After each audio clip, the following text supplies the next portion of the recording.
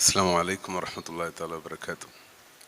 بسم الله الرحمن الرحيم. اللهم صل على سيدنا محمد وعلى آله وأصحابه أجمعين. عما بعد.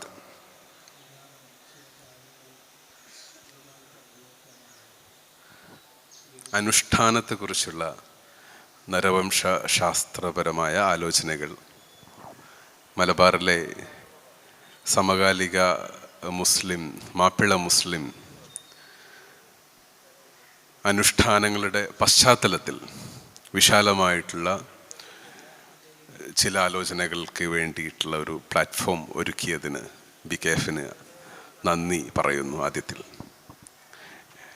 ഞാൻ സ്വാലിഹ് നൂറാനി, എൻ്റെ കൂടെ Indian Institute of Science Education science റിസർച്ചിലെ റിസർച്ച് സ്കോളർ ഷജീം ഫസൽ ഉണ്ട്.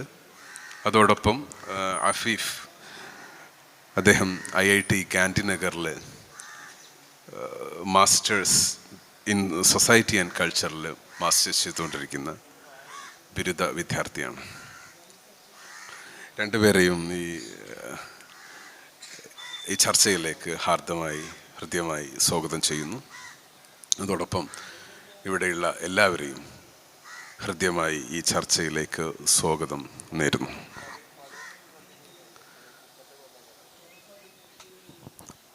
റിച്വൽസിനെ കുറിച്ച്, അനുഷ്ഠാനത്തെക്കുറിച്ച് സമീപകാലത്ത് കഴിഞ്ഞ ഒരു 3-4 ദശകങ്ങൾക്കിടയിൽ വളരെ ഗ്രൗണ്ട് ബ്രേക്കിംഗ് ആയിട്ടുള്ള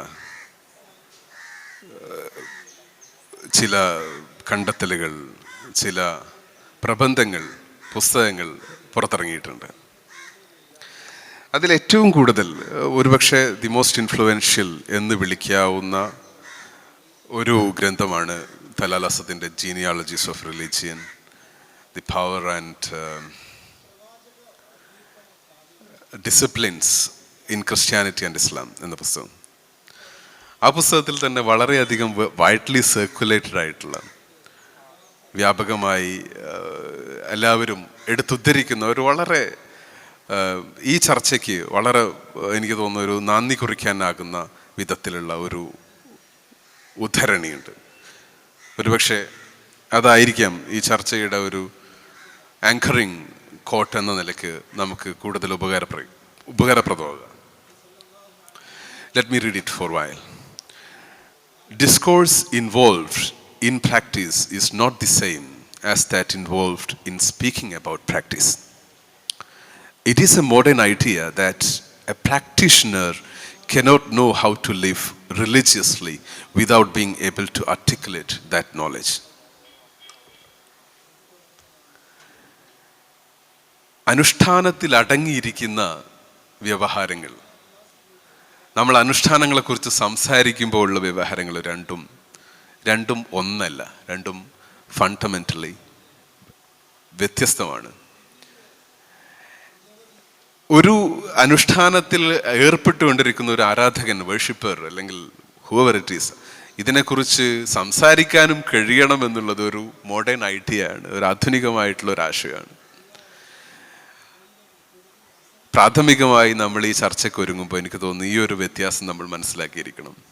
കുറച്ചുകൂടി വ്യക്തമായി നമ്മുടെ ഭാഷയിൽ പറഞ്ഞാൽ, ഒരാൾ നിസ്കരിക്കാനിരിക്കുമ്പോൾ വജ്ജഹ്തു വജ്ഹിയ ലില്ലദി ഫത്തറ സമാവാതി വൽ അർദ് എന്ന് തുടങ്ങുന്ന ഒരു അനുഷ്ഠാനം അദ്ദേഹത്തിൻ്റെ ഒരു ഡിസ്കോഴ്സാണ്. ദി വജ്ജഹ്തു, ആകാശഭൂമികളെ സൃഷ്ടിച്ച നാഥന് നേരെ ഞാൻ മുഖം തിരിച്ചിരിക്കുന്നു എന്ന് അദ്ദേഹത്തിൻ്റെ ഒരു ഡിസ്കോഴ്സാണ്. അതിലടങ്ങിയിരിക്കുന്ന ഇൻറ്റൻഷനാലിറ്റി, നിയ്യത്തുകൾ, കരുതലുകൾ, ഇതെല്ലാം ഇതിനെക്കുറിച്ച് ഒരു പ്രബന്ധം എഴുതുമ്പോൾ, ഇതിനെക്കുറിച്ച് ഒരു ചർച്ച സംഘടിപ്പിക്കുമ്പോൾ, ചർച്ചയിൽ അല്ലെങ്കിൽ മറ്റ് അതിനെക്കുറിച്ചുള്ള വ്യവഹാരങ്ങളിൽ അടങ്ങിയിരിക്കുന്ന നിയ്യത്തും വളരെ വ്യത്യസ്തമാണ്. അപ്പോൾ ഈ ഒരു ഡിഫറൻസ്, ഇതൊരു ഗ്രൗണ്ട് ബ്രേക്കിംഗ് ആയിട്ടുള്ള ഒരു ഡിഫറൻസ് ആണ്. പിൽക്കാലത്ത് നമ്മുടെ മാല മൗലിദിനെ കുറിച്ച് ഇപ്പോൾ ഇവിടെ എന്തായാലും ഈ ചർച്ചയിൽ കടന്നു വരും. മാല, മൗലിദാഘോഷങ്ങൾ, നബിദിനം, അങ്ങനെ ഒരുപാട് അനുഷ്ഠാനങ്ങൾ. ഈ അനുഷ്ഠാനങ്ങളെല്ലാം നരവംശാസ്ത്രപരമായിട്ടുള്ള കാഴ്ചപ്പാടിലേക്ക്, ഒരു ഫ്രെയിം വർക്കിനകത്തേക്ക് വരുമ്പോൾ ഈ നേരത്തെ പറഞ്ഞ പോലെയുള്ള ഒരു ആരാധകൻ്റെ ഒരു വഴിപ്പെടാൻ ഉദ്ദേശിക്കുന്ന ഒരാളുടെ, അതാണല്ലോ നമ്മളെ പഴയ അർത്ഥപ്രകാരമുള്ള ആരാധന, ഇബാദത്ത്, ഹ്യൂമിലിറ്റി. ആ ഒരു ഹ്യൂമിലിറ്റിക്ക് വേണ്ടിയിട്ട് മനുഷ്യൻ അങ്ങേയറ്റത്തെ വിനയം പ്രകടിപ്പിക്കാൻ വേണ്ടിയിട്ടുള്ള ഒരു പ്രോസസ്സാണ്, ഒരു പ്രാക്ടീസാണ് ആരാധന എന്നുള്ളത്. അപ്പോൾ അതിൽ അടങ്ങിയിരിക്കുന്ന വ്യത്യാസം, അതിലടങ്ങിയിരിക്കുന്ന ഡിസ്കോഴ്സ് അല്ല, വ്യവഹാരമല്ല നമ്മൾ അതിനെക്കുറിച്ച് സംസാരിക്കുമ്പോൾ പുറത്തെടുക്കുന്ന അല്ലെങ്കിൽ കൊണ്ടുവരുന്ന വ്യവഹാരം. ഈ ഒരു വ്യത്യാസം നമ്മൾ നിർബന്ധമായും ആദ്യമേ മനസ്സിലാക്കേണ്ടതാണെന്ന് എനിക്ക് തോന്നുന്നു.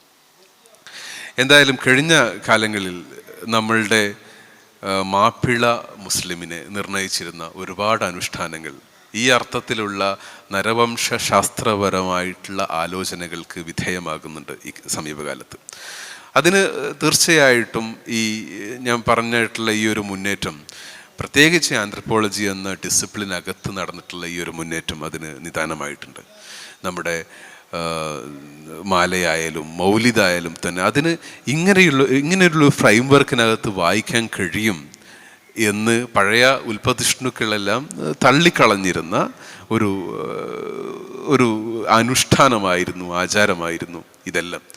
ഇത് ഇങ്ങനെയുള്ളൊരു ഫ്രെയിം വർക്കിനകത്ത് ഇതിനിങ്ങനെയുള്ളൊരു അതിൻ്റെ കോസ്മിക് ഫ്രെയിം വർക്കത്തിന് പുറത്ത് ഇതിനൊരു സോഷ്യൽ കാറ്റഗറി, സോഷ്യോളജിക്കൽ അല്ലെങ്കിൽ ആന്ത്രപ്പോളജിക്കൽ കാറ്റഗറി എന്ന നിലയ്ക്ക് ഇതിന് വായിക്കാൻ കഴിയും എന്ന് വന്നപ്പോഴാണ് പലരും ഇതിനെക്കുറിച്ച് ഇങ്ങനെ സീരിയസ് ആയിട്ട് പഠിക്കാൻ തുടങ്ങിയത്.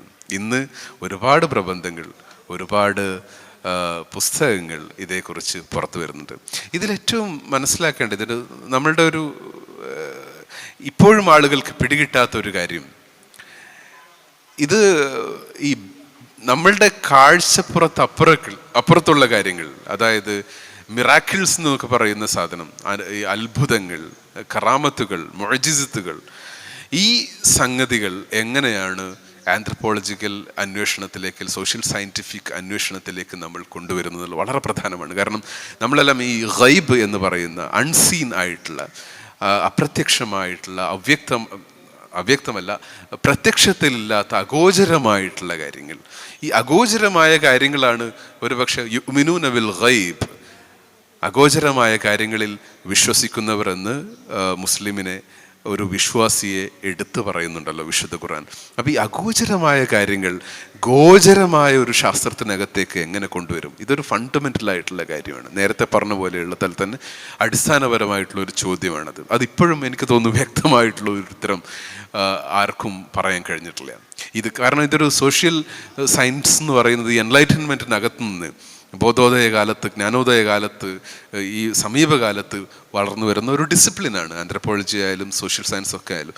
അപ്പോൾ ഈ എത്രയോ വർഷങ്ങൾക്ക്, എത്രയോ നൂറ്റാണ്ടുകൾക്ക് അപ്പുറത്തുള്ള ഒരു ട്രഡിഷൻ, ഒരു പാരമ്പര്യം, ഈ പാരമ്പര്യത്തെ എങ്ങനെയാണ് ഈ സമീപകാലത്ത് വന്നിട്ടുള്ള ഈ സയൻറ്റിഫിക് മെത്തേഡ് ഉപയോഗിച്ച് നമ്മൾ അളക്കുന്നത്, മനസ്സിലാക്കുന്നത് എന്ന ഒരു അടിസ്ഥാനപരമായ ചോദ്യം ഇതിന് പുറത്തുണ്ട്.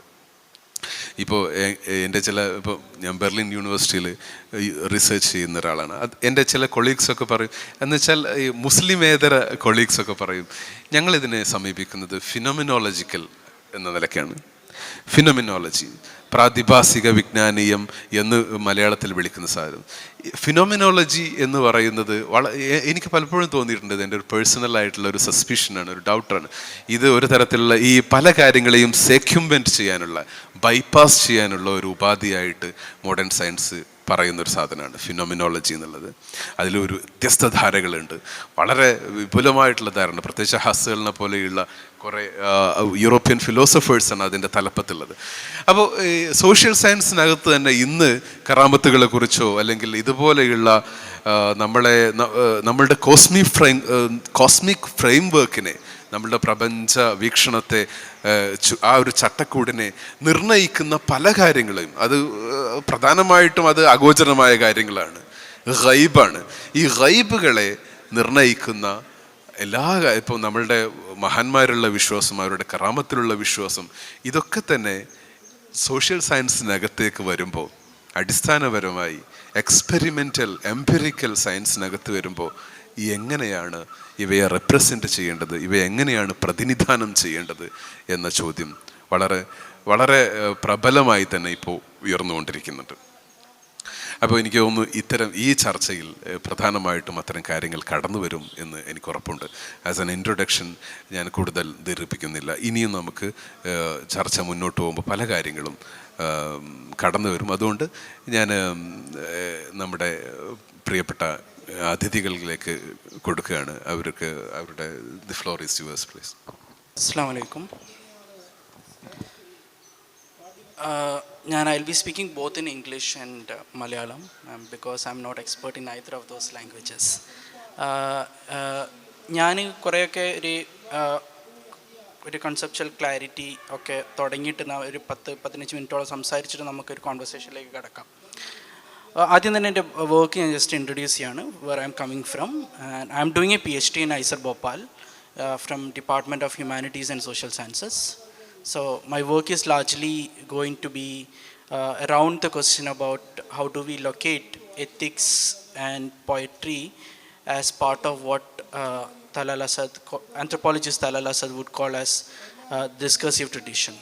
So എന്താണ് discursive tradition? Discursive tradition is largely a theoretical framework or conceptual lukane where we could locate the practices that Muslims undertake to the theoretical exegesis of Quran, Hadith and the Alim. So whatever practice that you undertake. So when I talk about discursive tradition, I am largely locating discursive tradition as a reference model, which is not really taken care of in many of the anthropological literature that is coming from right now in contemporary period. So I'll basically start with a conversation or ethnographic ചെറിയൊരു ethnographic conversation വെച്ചിട്ടാണ് ഞാൻ തുടങ്ങുന്നത്. Then I'll talk about what is exactly would be an anthropology of Mazar or an anthropology of Sufi shrines would look like in the context of Malabar. So let me start with a small ethnographic vignette from my fieldwork. So for the sake of putting this protecting the privacy of the anthropological interlocutors, നമ്മൾ അങ്ങനെ original names അങ്ങനെ use ചെയ്യാറില്ല. We rather would prefer to use pseudonyms instead of the original names. But I think there is also a shift in anthropology right now where anthropologists prefer using the names of the interlocutors rather not using it, because names also reveal a lot about the current tensions that the world undergoing and so on and so forth. So this is, I quote, a conversation that I had with one of my friend whom I would call as Hashim Tangal from my field work. So my field site is Mambaram Maqam, where it's a shrine for the Pir Saint Mambaram Sayyid Alawi Tangal, who has arrived from the country Yemen in 1886, if I'm not wrong. So this shrine, Mambaram Maqam, is a shrine associated with the charismatic authority, what sociologist Weber, Max Weber would call as the charismatic authority of Sayyid Alawi Tangal. So most of the literature on Sayyid Alawi Tangal is not really talking about taking into consideration of the person himself, rather it's located around his son Fadl Tangal. So since I'm an anthropology student, I'm really interested in how do we locate this, what we call as the spiritual presence of Mambaram Sayyid Alawi Tangal in the context of Malabar. So over doing ethnographic fieldwork, what has been revealed to me is that it's not really possible to do an ethnography of Mambaram Tangal just within the context of Mambaram Maqam. So there is an impossibility of doing an ethnography of his shrine on a person like Mambaram Sayyid Alawi Tangal, because his presence is rather huge and it's spread across the hinterlands of Malabar and other parts of the country and the world even. So this is the ethnographic context. The revered Sunni scholar from Malabar once shared a remarkable insight. I quote him: "Whenever any mistakes arise from me, or if I happen to forget anything, the Honorable Madavur Sheikh is also a saint whom my friend is actually working on doing ethnography on, from the Madavur Dargah, appears to me in a dream. He inquired why I neglected to recite the dhikr, prayer chantings, and why it ceased or stopped. He poses these questions in my dreams. Unquote. This extraordinary occurrence exemplifies the companionship between what I would call as the departed and the living, where the arwah communicates with the living, offering guidance and wisdom. I have heard stories about people who stayed at the Mazar or Mambaram Makam for longer and witnessed dream visitations of Mambaram Tangal. I have encountered several instances where I have heard miraculous stories associated with the shrine. I clearly remember, so this is the point I wanted to make and begin the conversation on. I clearly remember how individuals are persuaded to explain these miraculous stories to outsiders to proclaim the power the dead have in the living, even when he is not physically around. So one of the classical presumption in anthropology and sociology is that how do you communicate with the dead, right? So people from sociologist Durkheim onwards is that they are not really interested in the question about how, if a person would appear in your dream, or how do you post death, what happens post death, right? I mean, so now we have a lot of literature which is talking about dreams. Does dreams matters a lot in Islamic tradition? So within the context of a scientific discipline like sociology, how do you take this paragraph into consideration within the scientific method that has been talked about, right? So often dream would be read as something which is irrational. So many anthropologists right now, including people like Amira Mittermeier, talks about the post-life of dreams. What happens after dreams, right? So how do we talk about ethics cultivated from the dream life or whatever you have? So just for an introduction, again, when I talk about using terms like ethics and all, I'm using it as a set of qualities in Muslims that I have studied, I'm still studying in the context of Malabar. So how Mambaram Tangal actually shapes the qualities or the set of the qualities that people live in the hinterlands of Malabar and so on and so forth. So ethics is very interesting because ethics has become one of the central vantage point through which anthropologists have started talking about different kinds of concern. So ethics has become a central standpoint for anthropological inquiry at the moment. So one should be very careful when you talk about ethics. Ethics is different from what is known as morality. So there is a conceptual distinction between morality and ethics. So when I use ethics, I'm using it as a set of qualities in Muslims, and how it has been influenced by people like Sufi saints like Mambaram Tangal. So when I started my fieldwork, what gradually revealed to me is that the question about whenever I looked at the literature on Mambaram Tangal or around Fadal Tangal, most of the historical literature available is about around the question about the inception of Islam in Malabar and the central role played by Sufi saints like or Fadal Tangal, Sayyid Alawi Tangal, and so on and so forth, right? So, but what is very difficult within the context of anthropology or sociology is that how do we locate the what one would call as the Atmiya Maitular presence, the spiritual presence of Mambaram Tangal in the everyday life of Muslims, right? So can you actually locate that spiritual presence, if not calling it as theological, rather just anthropological in context? So when I started presenting my work in my university, what was being revealed to me is that whenever I started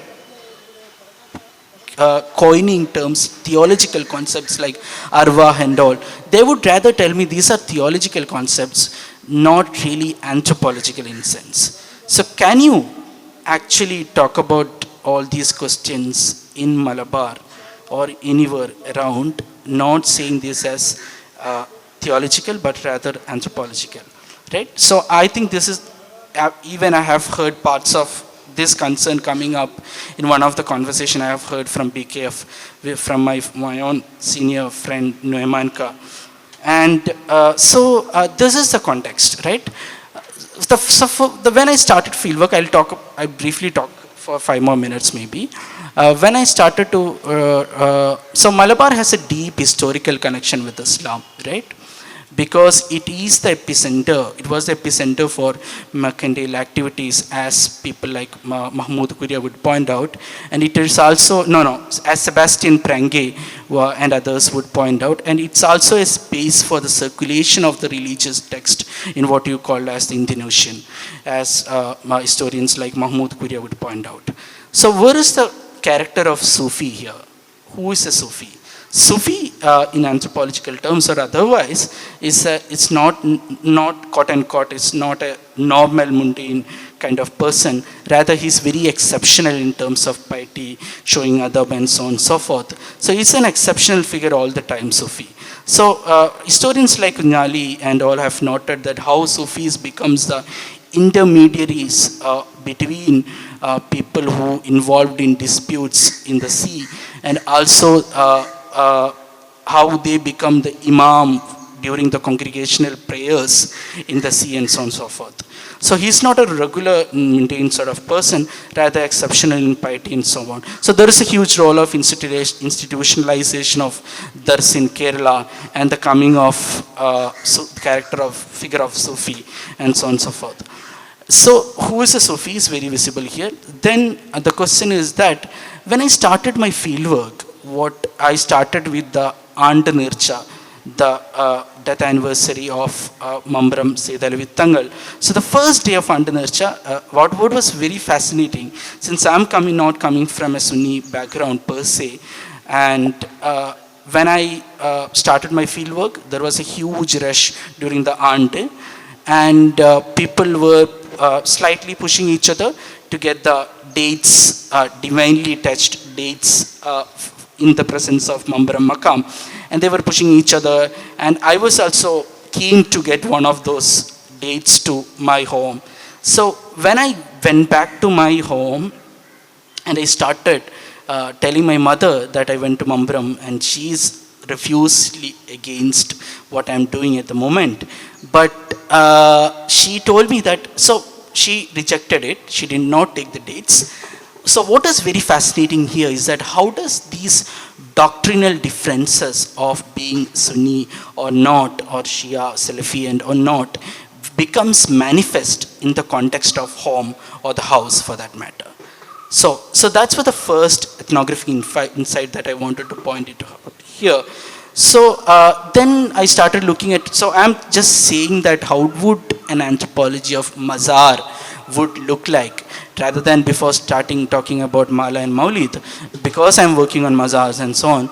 So there is of course the sociological question is there, whether practicing ziyarat amounts to shirk or not. Is one of the central questions that sociologists were really interested in it, whether it is kufr or not, or idolatry, not accepting the truth of Islam and so on and so forth.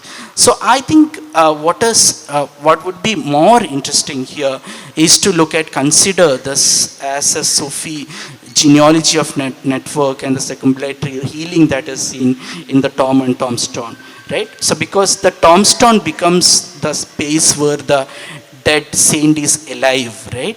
So initially I was interested in the question about what is the kind of affinity that you see, linguistic affinity in terms of petitioning the saint in the maqam, in the shrine, irrespective of religious differences, right? So that is one of the key theme in anthropology of shrines for a very long period of time.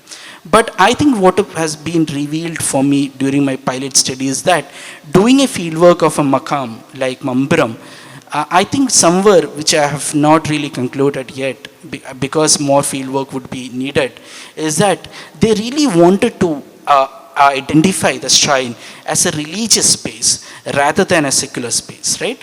So there are also studies coming from sociologists like Santosh from IIT Madras, where he's proposing for the idea that how does this Mambram Tangals becomes a historical figure within this context, and the interactions between Hindus and Muslims happening at the Kaliyattukavu temple, where the procession actually happens, starts to the Mambram Makam.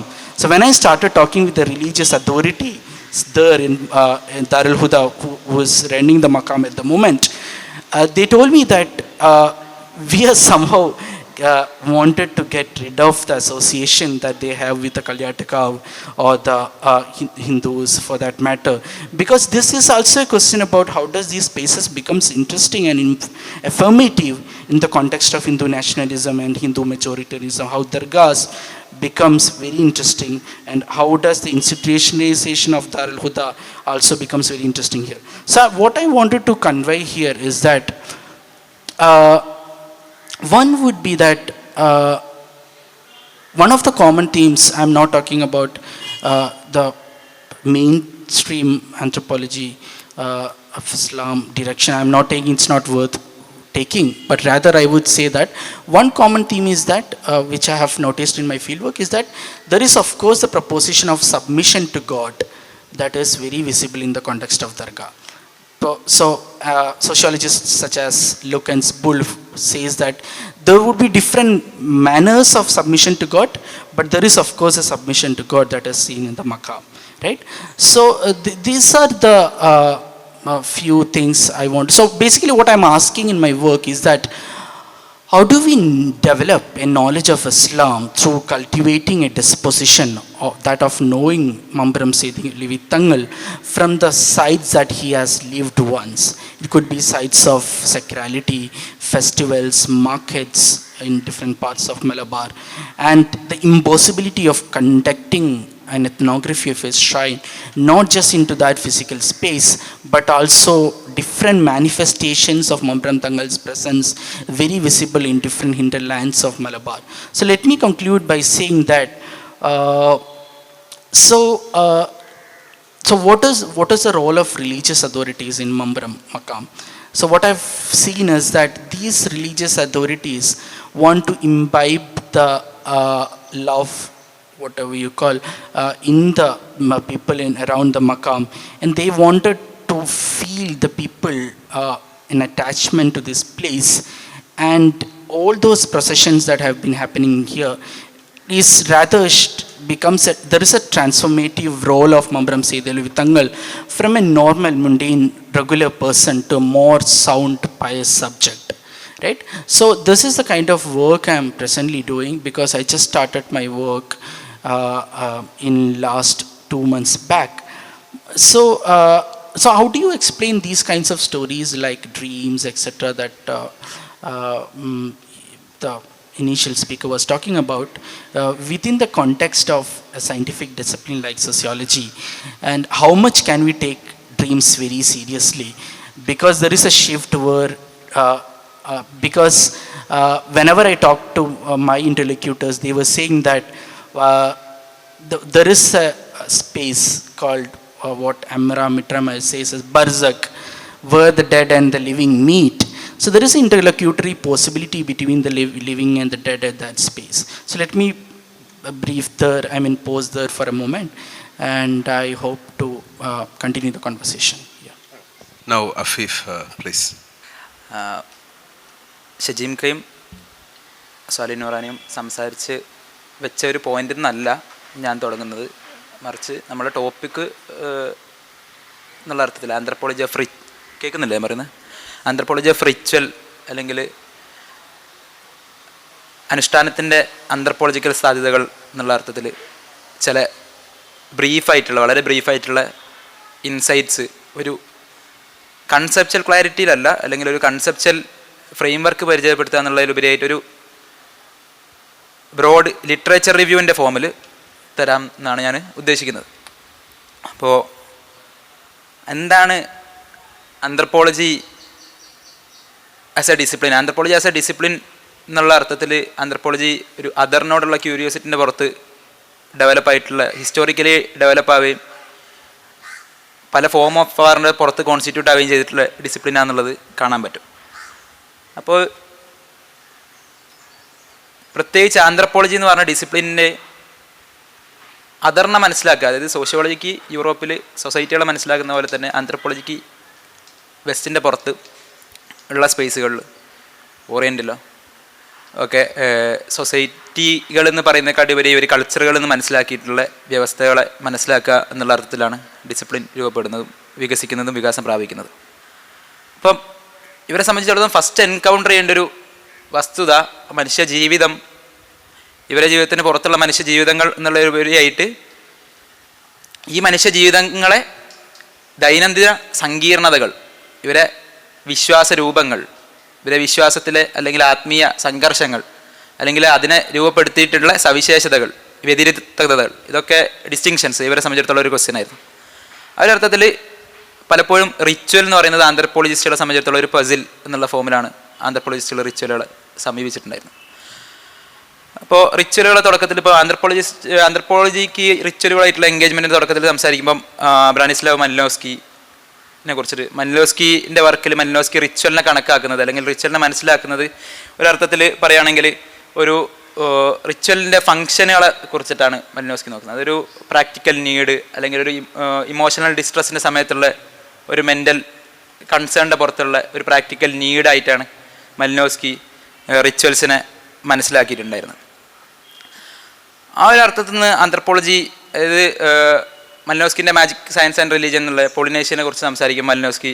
അവിടുത്തെ പ്രാക്ടീസുകൾ, അവിടുത്തെ ritualistic എന്ന് മൂപ്പര് വിശേഷിപ്പിക്കുന്ന പ്രാക്ടീസുകൾ നോക്കുമ്പോൾ മൂപ്പര് അത് അതിൻ്റെ ഒരു ഫങ്ഷണൽ ആസ്പെക്റ്റിൽ നിർത്തിക്കൊണ്ടാണ് അതിൽ ഊന്നിക്കൊണ്ടാണ് സംസാരിക്കാൻ ആഗ്രഹിച്ചിട്ടുണ്ടായിരുന്നത് അല്ലെങ്കിൽ അതിനെ വിവരിച്ചിട്ടുണ്ടായിരുന്നത്. അതിനുശേഷം കുറച്ച് കാലം കഴിഞ്ഞ് വരുമ്പോൾ ക്ലിഫോർഡ് ഗീഡ്സ് എന്ന് പറഞ്ഞിട്ടുള്ള ആന്ത്രപ്പോളജിസ്റ്റ് ഒരു പാത്ത് ബ്രേക്കിംഗ് വർക്കുമായിട്ട് വരികയും ഈ മലിനോസ്കിൻ്റെയും റാഡ്ക്ലിഫ് ബ്രൗണിൻ്റെയും ഒക്കെ ഒരു ഫങ്ഷണലിസ്റ്റ് അപ്രോച്ചിനെ, ആന്ത്രപ്പോളജിയിൽ തന്നെയുള്ള ഫങ്ഷണലിസ്റ്റ് അപ്രോച്ചിനെ ഒന്ന് ക്രിട്ടിക്കലി ക്വസ്റ്റ്യൻ ചെയ്യും, അല്ലെങ്കിൽ അതിൻ്റെ ലിമിറ്റേഷൻസിനെ ചൂണ്ടിക്കാണിക്കുന്നതിന് വേണ്ടി മൂപ്പര് ഫീൽഡിനെ ഉപയോഗിക്കുകയും അവിടെ റിച്വലിനെ മനസ്സിലാക്കാൻ നോക്കുകയും ചെയ്യുന്നുണ്ട്. ഇപ്പോൾ ജാവൻ്റെ കേസിൽ ജാവയിലാണ് ക്ലിഫോർഡ് ഗീഡ്സ് വർക്ക് ചെയ്യുന്നത്. അപ്പം ജാവൻ്റെ കേസിൽ ഗീഡ്സിനെ സംബന്ധിച്ചിടത്തോളം ഗീഡ്സ് ഫ്യൂണറൽ റൈറ്റ്സിലേക്ക് നോക്കുന്നു, ഫ്യൂണറൽ റൈറ്റ്സിലേക്ക് പ്രാക്ടീസിലേക്ക് നോക്കുന്നു. അതുപോലെ തന്നെ പല സ്വഭാവത്തിലുള്ള സമൂഹത്തിൽ തന്നെയുള്ള പല സ്വഭാവത്തിലുള്ള റിച്വലുകളിലേക്ക് നോക്കുന്നു. ഇപ്പം ഗീഡ്സിൻ്റെ വളരെ ഫേമസ് ആയിട്ടുള്ള ഒരു പേപ്പർ ബാലനീസ് കോക്ക് ഫൈറ്റിനെ കുറിച്ചുള്ള ഒരു പേപ്പറാണ്. ഒരു പാടുകളം എന്ന് പറഞ്ഞ സിനിമയിലൊക്കെ കാണിക്കുന്ന പോലുള്ള ഒരു റിച്വൽ നമുക്ക് പറയാൻ പറ്റുമെന്ന് നമുക്ക് അറിഞ്ഞൂടാ. പക്ഷേ ഒരു പ്രാക്ടീസ്, ഒരു കൾച്ചറൽ പ്രാക്ടീസിലേക്കാണ് മൂപ്പര് നോക്കുന്നത്. മൂപ്പര് അതിൻ്റെ ഡീപ്പ് പ്ലേസ്, അല്ലെങ്കിൽ ഗീഡ്സിനെ സംബന്ധിച്ചിടത്തോളം റിച്വലുകളെ ഫങ്ഷണൽ ആസ്പെക്റ്റിലേക്ക് മനസ്സിലാക്കുന്നതിലേക്കാട്ടി ഉപരിയായിട്ട് ആ ഫങ്ഷണൽ ആസ്പെക്റ്റിൽ മനസ്സിലാക്കുമ്പോൾ ഉണ്ടാകുന്ന ലിമിറ്റേഷൻസ്, അതായത് കൾച്ചറൽ സ്ട്രക്ചറും സോഷ്യൽ സ്ട്രക്ചറും തമ്മിലുള്ള ഇൻകോൺഗ്രിറ്റിറ്റീസ് അല്ലെങ്കിൽ അതിൻ്റെ തമ്മിലുള്ള കോൺട്രഡിക്ഷൻസ്, അതിനെ ഒരേ കാറ്റഗറി ആയിട്ട് അല്ലെങ്കിൽ മ്യൂച്വലി എന്താ പറയുക കോൺഫ്ലിക്റ്റഡ് ആയിട്ടുള്ള കാറ്റഗറി ആയിട്ട് മനസ്സിലാക്കുമ്പോഴുള്ള ബുദ്ധിമുട്ടുകളെ മറികടന്നുകൊണ്ട് ഇതിനെ രണ്ടിനെയും എക്സ്ക്ലൂസീവായിട്ട് മനസ്സിലാക്കാൻ സാധിക്കുന്ന അർത്ഥത്തിൽ മൂപ്പര് അല്ലെങ്കിൽ ഡീപ്പ് മീനിങ് അതിൻ്റെ റിച്വലിന് എന്താണ് മീനിങ് എന്ന് നോക്കാനാണ് ആഗ്രഹിക്കുന്നത്. അപ്പോൾ റിച്വലിന് എങ്ങനെ മീനിങ് കണ്ടെത്താൻ പറ്റും, റിച്വലിൽ നമുക്ക് എങ്ങനെ അർത്ഥം കണ്ടെത്താൻ പറ്റും, ഇവരെന്തൊക്കെ ചെയ്യുന്നുണ്ട്. അപ്പോൾ നമുക്ക് ആന്ത്രപ്പോളജിസ്റ്റുകൾ എന്നുള്ള അർത്ഥത്തിൽ നമ്മുടെ ഡ്യൂട്ടി അതിന് ഒരു ഹയർ മീനിങ് ഉണ്ടാക്കുക എന്നുള്ളതാണ്. ആ ഒരു അർത്ഥത്തിലാണ് ഗീഡ്സ് ഞാൻ മനസ്സിലാക്കിയെടുത്തോളം ഇത്തരത്തിലുള്ള ആചാരങ്ങളെ സമീപിക്കാൻ ആഗ്രഹിച്ചിട്ടുണ്ടായിരുന്നത്. അപ്പോൾ ഗീഡ്സ് ഒരു ഫങ്ഷണലിസ്റ്റ് അപ്രോച്ചിൽ നിന്ന് മാറിയിട്ട് വളരെ കൃത്യമായിട്ടുള്ള പർട്ടിക്കുലറൈസ് ചെയ്തിട്ട് ആ റിച്വലിനെ പർട്ടിക്കുലറൈസ് ചെയ്തിട്ട് ആ പർട്ടിക്കുലർ റിച്വലിൻ്റെ കോണ്ടെക്സ്റ്റിൽ തിക്കായിട്ടുള്ള ഡിസ്ക്രിപ്ഷൻസ് കൊടുത്ത് എന്താണ് ഇവർ ചെയ്യുന്നതിനെ കുറിച്ചിട്ടുള്ള വളരെ തിക്കായിട്ടുള്ള ഫീൽഡ് ഡിസ്ക്രിപ്ഷൻസും ഫീൽഡ് നോട്ടുകളും കൊടുത്തിട്ട് ആ പ്രാക്ടീസിനെ കൃത്യമായിട്ട് അങ്ങനെ മനസ്സിലാക്കാൻ പറ്റും. എന്നിട്ട് അതിലെ മീനിങ്സിനെ നമുക്ക് അൺകവർ ചെയ്ത് അല്ലെങ്കിൽ റീകവർ ചെയ്ത് എടുക്കാൻ പറ്റും എന്നുള്ള ഒരു പോസിബിലിറ്റിയാണ് ഗീഡ്സ് മുന്നോട്ട് വെച്ചിട്ടുള്ളത്. പിന്നെ തുടർന്ന് വരുന്ന ഒരു പാത്ത് ബ്രേക്കിംഗ് വർക്ക് നേരത്തെ തന്നെ സ്വാലി നൂറാനി സംസാരിച്ച മാതിരി തലാൽ അസദിൻ്റെ വർക്കാണ്. തലാൽ അസദിലേക്ക് എത്തുമ്പോൾ തലാൽ അസദ് റിച്വലിന് ഒരു ജിനിയോളജിസിൽ തന്നെ ഒരു വളരെ ഇൻട്രസ്റ്റിംഗ് ആയിട്ടുള്ള ഒരു റെവല്യൂഷണറി ആയിട്ടുള്ള എന്നാൽ അതേസമയം തന്നെ ആന്ത്രപ്പോളജിൻ്റെ ലിറ്ററേച്ചറിനോട് വളരെ ചേർന്നുകൊണ്ട് തന്നെ ഒരു മാറ്റം, ഒരു അപ്രോച്ച് മുന്നോട്ട് വെക്കുന്നുണ്ട്. അസദിനെ സംബന്ധിച്ചിടത്തോളം റിച്വൽ എന്ന് പറഞ്ഞു കഴിഞ്ഞാൽ നമ്മൾ എന്തോ മീനിങ് ഉണ്ടാക്കേണ്ടത് അല്ലെങ്കിൽ ഒരു സിമിയോട്ടിക് ആയിട്ട് ഒരു മീനിങ് തരുന്നത് അല്ലെങ്കിൽ അത് പ്രൊവൈഡ് ചെയ്യുന്നത്, അത് നമ്മൾ ആന്ത്രപ്പോളജിസ്റ്റുകൾ അങ്ങോട്ട് എന്തോ പോയിട്ട് അതിനെ റിക്കവർ ചെയ്ത് എടുക്കേണ്ട ഒരു സാധനമായിട്ടല്ല അസദ് റിച്വലിനെ കാണുന്നത്. അല്ലെങ്കിൽ ഗീഡ്സിൻ്റെ ഒരു ലിമിറ്റേഷനായിട്ട് ഗീഡ്സ് റിലീജിയനെ മനസ്സിലാക്കുന്നതിൽ തന്നെയുള്ളൊരു റിലീജിയൻ്റെ കുറേ ഡെഫിനിഷൻസ് പറയുന്നുണ്ട് ഗീഡ്സ്. അപ്പോൾ ആ ഡെഫിനിഷൻസിനെ തന്നെ വെച്ചുകൊണ്ട് അസദ് നോക്കുകയാണ് ചെയ്യുന്നത്. അസദ് നോക്കിയിട്ട് അസദ് പറയുന്നത് എന്താണെന്ന് വെച്ച് കഴിഞ്ഞാൽ അസദ് അതിൽ നിന്ന് ക്രിട്ടിക്കലി ഡെവലപ്പ് ചെയ്യുമ്പോൾ അസദ് പറയുന്നത് റിച്വൽസ് എന്ന് പറഞ്ഞു കഴിഞ്ഞാൽ ഇപ്പം അങ്ങനെ തന്നെ ഒരു നമ്മൾ ആ ഒരു പ്രാക്ടീസിൽ നിന്ന് എന്തോ ഒരു മീനിങ് ഉണ്ടാക്കണം എന്നുള്ള അർത്ഥത്തിലേക്കാട്ടും ആ പ്രാക്ടീസിലേക്കാണ് നമ്മൾ നോക്കേണ്ടത് എന്നുള്ളത് ആണ് തലാൽ അസദ് മുന്നോട്ട് വെക്കുന്ന ഒരു പ്രധാനപ്പെട്ട ആശയം എന്ന് പറഞ്ഞാൽ. അപ്പോൾ അസദ് ഈ ഐഡിയയിലെ ഒരു ഹാബിറ്റസ് എന്ന് പറഞ്ഞൊരു കൺസെപ്റ്റിലേക്ക് എത്തുന്നത്, അതായത് ഒരു ബോഡി, റിച്വൽ ബോഡിയിലേക്ക് അസദ് നോക്കുന്നുണ്ട്. ഈ റിച്വലിൽ എൻഗേജ് ചെയ്യുന്ന ആ ബോഡി, ആ സെൽഫ്, ആ ഒരു ബിലീവിങ് സെൽഫ്, നമ്മളൊരു വിശ്വാസി എന്നൊക്കെ പറയുന്ന ആ ബോഡിയിലേക്ക് അസദ് നോക്കുകയും അതിനെ മനസ്സിലാക്കുന്നതിനും കൂടുതൽ മനസ്സിലാക്കുന്നതിന് വേണ്ടി അസദ് ഉപയോഗിക്കുന്ന മാർസൽ മൗസ് എന്ന് പറഞ്ഞിട്ടുള്ളൊരു ഫ്രഞ്ച് ആന്ത്രപ്പോളജിസ്റ്റിൻ്റെ ടെക്നീക്സ് ഓഫ് ബോഡി എന്ന് പറഞ്ഞാൽ, ഞാൻ 2 ടെക്സ്റ്റുകളാണ് ഇവിടെ പ്രധാനമായിട്ട്, വളരെ ചെറിയ 2 ടെക്സ്റ്റുകളാണ്.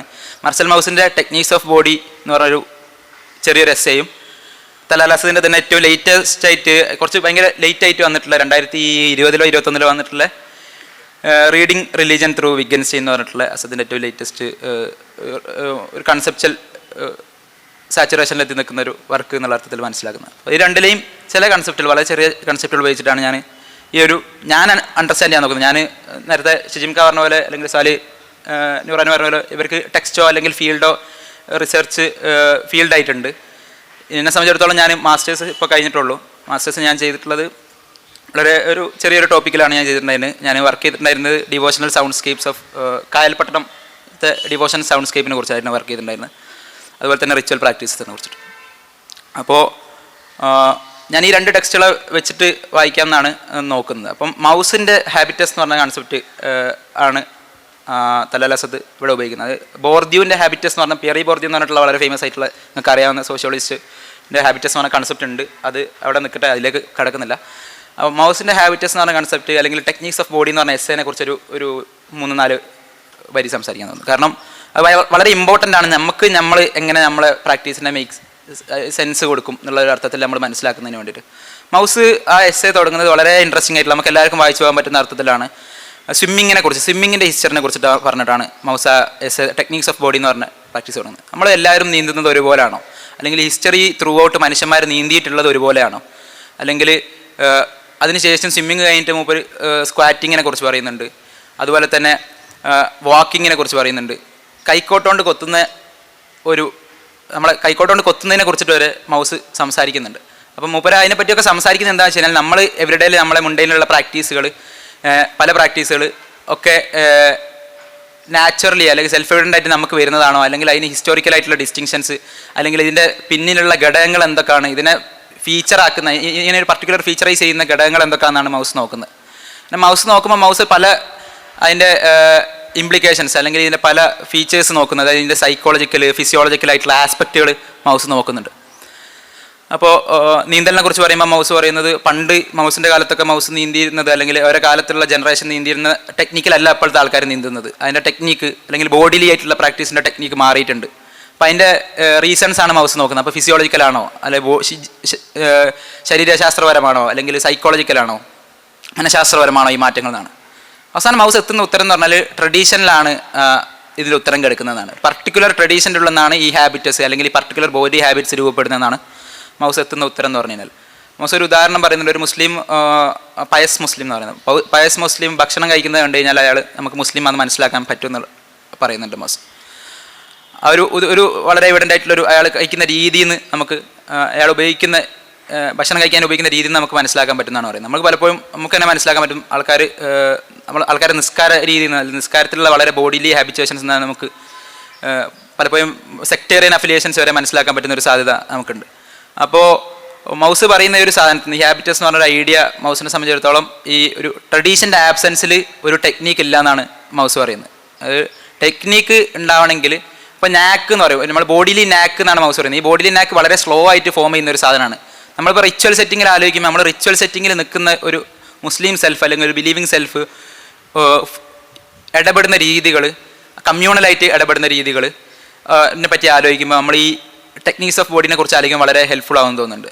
അപ്പം റിച്വലിനെ മനസ്സിലാക്കാൻ നമുക്ക് സഹായകമാകുന്ന ഒരു ഘടകമാണെന്ന് തോന്നുന്നുണ്ട്. കാരണം ഇപ്പോൾ ഒരു ഫോം അതിനുണ്ടാവുമെന്ന് പറയുന്നത്, ഇപ്പോൾ ജിമ്മിലൊക്കെ പോകുന്ന ആൾക്കാർക്ക് അറിയാം, ജിമ്മിൽ ഒരു പർട്ടിക്കുലർ എക്സസൈസ് നമ്മൾ ചെയ്യുമ്പോൾ നമുക്കതിന് ഒരു പർട്ടിക്കുലർ ഫോം വേണം. നമുക്ക് വെറുതെ വെയിറ്റ് എടുക്കാൻ പറ്റില്ല. ആ വെയിറ്റ് ഇങ്ങനെ സ്ലോലി പ്രോഗ്രസീവ് ഓവർലോഡ് എന്ന് പറയും, വെയിറ്റ് കൂട്ടി ഇങ്ങനെ പോകണം. ആ വെയിറ്റ് കൂട്ടുന്നതിന് നമ്മളൊരു പർട്ടിക്കുലർ ടെക്നിക്കിൽ, നമ്മളൊരു എക്സസൈസ് ചെയ്യുമ്പം അതിനൊരു പർട്ടിക്കുലർ ബോഡി നമ്മൾ അതിനെ ഹാബിച്വേറ്റ് ചെയ്യണം.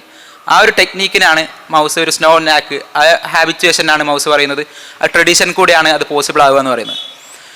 അപ്പോൾ മൗസിൻ്റെ ഈ ഒരു ആസ്പെക്റ്റിനെ മുൻനിർത്തിക്കൊണ്ടാണ് അസദ് റിച്വലിനെ സീമിയോട്ടിക് അല്ലാണ്ട് വായിക്കാൻ ശ്രമിക്കുന്നത്. അസദ് പറയുന്നത് സീമിയോട്ടിക് ആയിട്ട് ഒരു ഇൻവാർഡ് ആയിട്ടുള്ള ഒരു മീനിങ്ങും അതിന് ഔട്ട്വേർഡ് ആയിട്ടുള്ള സൈനും, ആ ഔട്ട്വേർഡ് ആയിട്ടുള്ള സൈനിൽ നിന്ന് ഇൻവാർഡ് ആയിട്ടുള്ള മീനിങ് നമ്മളെന്തോ ഗ്രാസ്പ് ചെയ്തെടുക്കേണ്ട ഒരു സാധനമാണ് റിച്വൽ എന്നുള്ള ധാരണയെ നമ്മൾ മാറിയിട്ട് അതൊരു ഹിസ്റ്റോറിക്കലി കോൺസ്റ്റിറ്റ്യൂട്ടഡ് ആയിട്ടുള്ള ഒരു പ്രാക്ടിക്കൽ നോളജ് എന്നുള്ള അർത്ഥത്തിൽ നമ്മൾ മനസ്സിലാക്കണം. അതായത് ചരിത്രപരമായിട്ട് രൂപപ്പെട്ടിട്ടുള്ള ഒരു പ്രാക്ടിക്കൽ വിസ്ഡം അല്ലെ ഒരു നോളജ് ആയിട്ടാണ് റിച്വൽ പ്രാക്ടീസുകൾ. നമ്മൾ പലപ്പോഴും നമ്മളെ റിച്വൽ സെറ്റിങ്ങിലുള്ള നമ്മളെ ഇടപെടലുകളിൽ നിന്ന് ആലോചിക്കുമ്പോൾ നമുക്ക് മനസ്സിലാവുക ആ ഒരു അർത്ഥത്തിൽ ഹിസ്റ്റോറിക്കലി കോൺസ്റ്റിറ്റ്യൂട്ടഡ് ആയിട്ടുള്ളൊരു നോളജാണ്, പ്രാക്ടിക്കൽ നോളജ് ആണെന്നുള്ളതാണ്. അത് അസദ് പിന്നെ ലേറ്റർ ആയിട്ട് അസദിൻ്റെ വർക്കിലേക്ക് വരുമ്പം വിഗൻസ്റ്റൈൻ ഉള്ള റിഫ്ലക്ഷൻസ് എടുത്തിട്ട് അസദിൻ്റെ വർക്കിലേക്ക് വരുമ്പോൾ അസദ് ആ പ്രാക്ടീസിനെ അത് ഒരു നമ്മൾ പലപ്പോഴും നിങ്ങളൊക്കെ യൂസ് ചെയ്ത് കേട്ടിട്ടുള്ള വേർഡേക്ക് എംബോഡിമെൻ്റ് എന്നുള്ളത്, അതായത് നമ്മുടെ ബോഡിയിലാണ് നമ്മുടെ റിച്വലിൻ്റെ ഡിസ്റ്റിങ്ഷൻസ് കിടക്കുന്നത് എന്നുള്ളൊരു സാധനം. അപ്പോൾ അസദ് ലേറ്റർ സ്റ്റേജിൽ പറയുന്നത് എന്താ വെച്ചാൽ എംബോഡിമെൻറ്റ് എംബോഡിമെൻറ്റ് നെസസറി ആണ്, പക്ഷെ അതുകൊണ്ട് മാത്രമായിട്ടില്ല എന്നുള്ളതാണ്. അസദ് പറയുന്നത് നമ്മൾ നിരന്തരമായിട്ടുള്ള ഇത്തരത്തിലുള്ള റിച്വൽ പ്രാക്ടീസുകൾ, ഇപ്പോൾ ഉദാഹരണത്തിന് നമ്മൾ മൗലിദുകളിൽ പങ്കെടുക്കുക അല്ലെങ്കിൽ പല തരത്തിലുള്ള അനുഷ്ഠാനങ്ങളിൽ പങ്കെടുക്കുന്നതിലൂടെ നമ്മൾ ഒരു എബിലിറ്റിയും കൂടി ഉണ്ടാക്കുന്നുണ്ട് എന്നുള്ളതാണ്. അതൊരു എംബോഡിമെൻ്റ് എന്ന് പറയുന്നത് ഒരു സ്റ്റേറ്റ് ആണ്, ജനറൽ സ്റ്റേറ്റ് ആണ്. എബിലിറ്റി ആണ് അതിൻ്റെ പൊട്ടൻഷ്യാലിറ്റിനെ നിർണ്ണയിക്കുന്നത്. നമ്മൾ നിരന്തരം അതിൽ എൻഗേജ് ചെയ്തുകൊണ്ട് ഉണ്ടാക്കുന്ന ഒരു ഫോമാണ് ഈ പറഞ്ഞിട്ടുള്ള ഒരു ഹാബിറ്റസ് എന്ന് പറയുന്നത്. അപ്പോൾ ട്രഡീഷനെ മനസ്സിലാക്കുമ്പം ട്രഡീഷൻ്റെ ഉള്ളിലുള്ള ഇത്തരത്തിലുള്ള റിച്വൽ പ്രാക്ടീസുകളെ മനസ്സിലാക്കുമ്പോൾ നമ്മൾ വളരെ റിച്വലുകളെ ഒരു മീനിങ് കണ്ടെത്താൻ അതിലേക്ക് ശ്രമിക്കുന്ന ഒരു ആന്ത്രപ്പോളജിസ്റ്റ് ക്യൂരിയോസിറ്റിക്ക് അപ്പുറത്തേക്ക്, ആന്ത്രപ്പോളജിൻ്റെ ഉള്ളിൽ നിന്ന് തന്നെയുള്ള ഒരു കൺവെൻഷണൽ ആന്ത്രപ്പോളജി ക്യൂരിയോസിറ്റിക്ക് അപ്പുറത്തേക്ക് നമുക്ക് ആ ഒരു മീനിങ് മേക്കിൻ്റെ അപ്പുറത്തേക്ക് നമ്മൾ ഈ പ്രാക്ടീസിനെ രൂപപ്പെടുത്തുന്ന ആ ബോഡീനെ കോൺസ്റ്റിറ്റ്യൂട്ട് ചെയ്യുന്ന ഘടകങ്ങളെ കൂടി നോക്കേണ്ടതുണ്ടെന്ന് എനിക്ക് തോന്നുന്നുണ്ട്. ഇനി ഇതിൻ്റെ ഞാൻ ഇതോട് ഈ ഭാഗം നിർത്തുകയാണ്. ഇനി ബാക്കി ഡിസ്കഷൻസ് കൺസെപ്ച്വൽ ആയിട്ടുള്ള കാര്യങ്ങളൊക്കെ തുടർന്ന് വരുന്നു വിചാരിക്കുന്നു. അപ്പോൾ അത് വരുമ്പോൾ അതിനനുസരിച്ച് എൻഗേജ് ചെയ്യും. Okay, thank you both.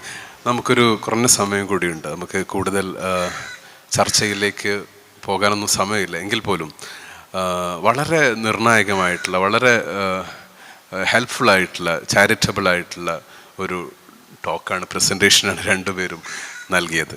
പ്രത്യേകിച്ച് ഈ ഒരു വളരെ സമഗ്രമായ ഒരു ലിറ്റററി റിവ്യൂ, ഇതിൻ്റെ ലിറ്ററേച്ചർ റിവ്യൂ നമുക്ക് കിട്ടുന്നുണ്ട്. ഒരു ഈ റിച്വലിനെ കുറിച്ചുള്ള, അനുഷ്ഠാനങ്ങളെക്കുറിച്ചുള്ള ആന്ത്രപ്പോളജിക്കൽ ലിറ്ററേച്ചറിനെ സമഗ്രമായി അദ്ദേഹം സ്പർശിക്കുന്നുണ്ട്.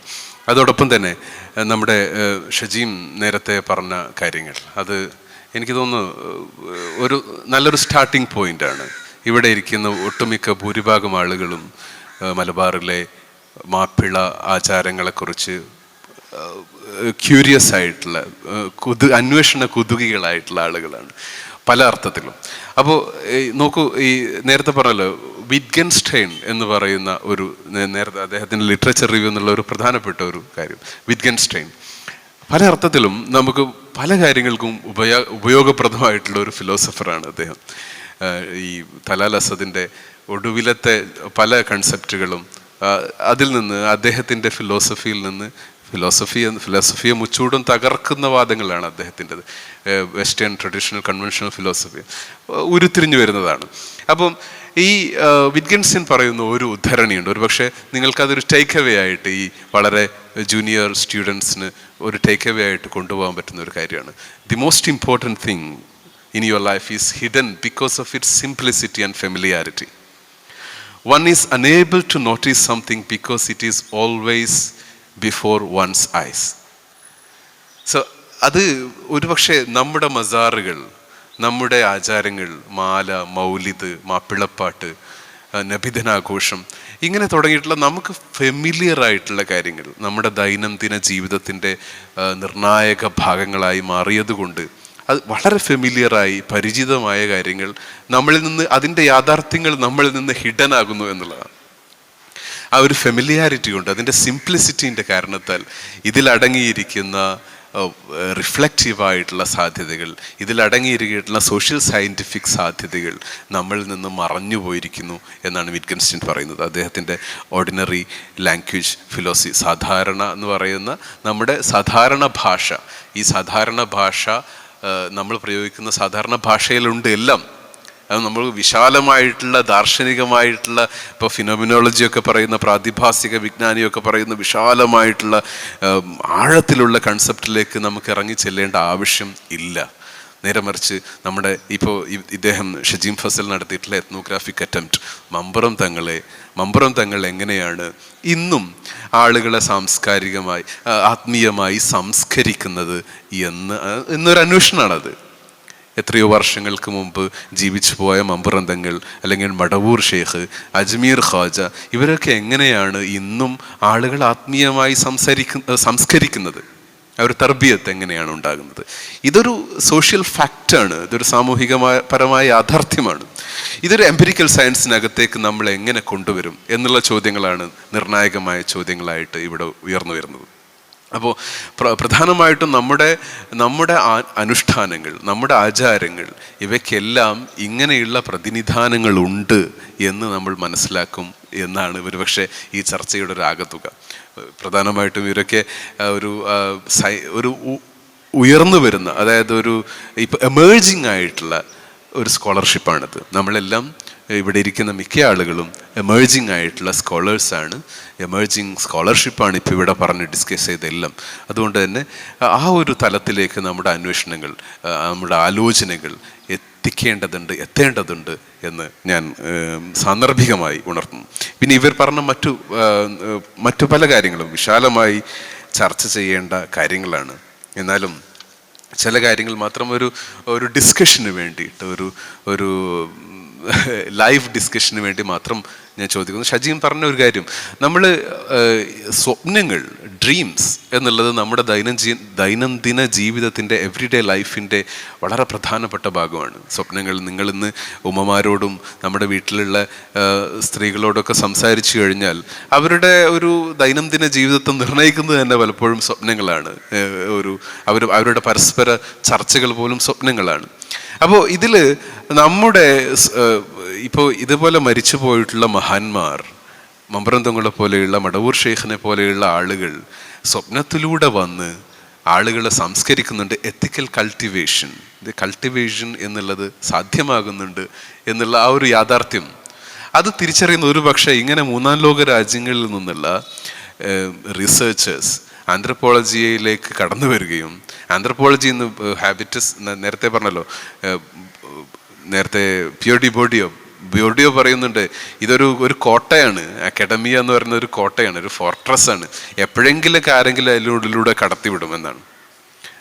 അതുപോലെ മൂന്നാം ലോക രാജ്യങ്ങളിൽ നിന്നുള്ള ഈ തേർഡ് വേൾഡ് വോയിസസ് അത് ഇങ്ങനെ കടന്നു വരികയും അവരുടെ ജീവിത പരിസരങ്ങൾ, അവരുടെ വേൾഡ് വ്യൂ, വെൽട്ടൺ ഷോങ് എന്ന് പറയുന്ന ജർമ്മൻ ഭാഷയിൽ പറയുന്ന ഈ വേൾഡ് വ്യൂ ഇതിനകത്തേക്ക് കടത്തിക്കൊണ്ടുവരികയും, ഒരർത്ഥത്തിൽ അങ്ങനെ തന്നെ അത് പ്രയോഗിക്കണം, ഇതിനെ ഇൻഫിൽട്രേറ്റ് ചെയ്യുന്ന ഈ തരത്തിൽ കടത്തിക്കൊണ്ടുവരികയും ചെയ്യുന്ന ഒരു പരിസരം, ഒരു അക്കാദമിക പരിസരം ഇപ്പോൾ രൂപപ്പെട്ടു വന്നിട്ടുണ്ട്. അതുകൊണ്ട് അതൊരു ഓപ്പർച്യൂണിറ്റിയാണ്, നമ്മളുടെയൊക്കെ ഒരു ഓപ്പർച്യൂണിറ്റിയാണ്, നമ്മൾക്ക് an opportunity that presents itself.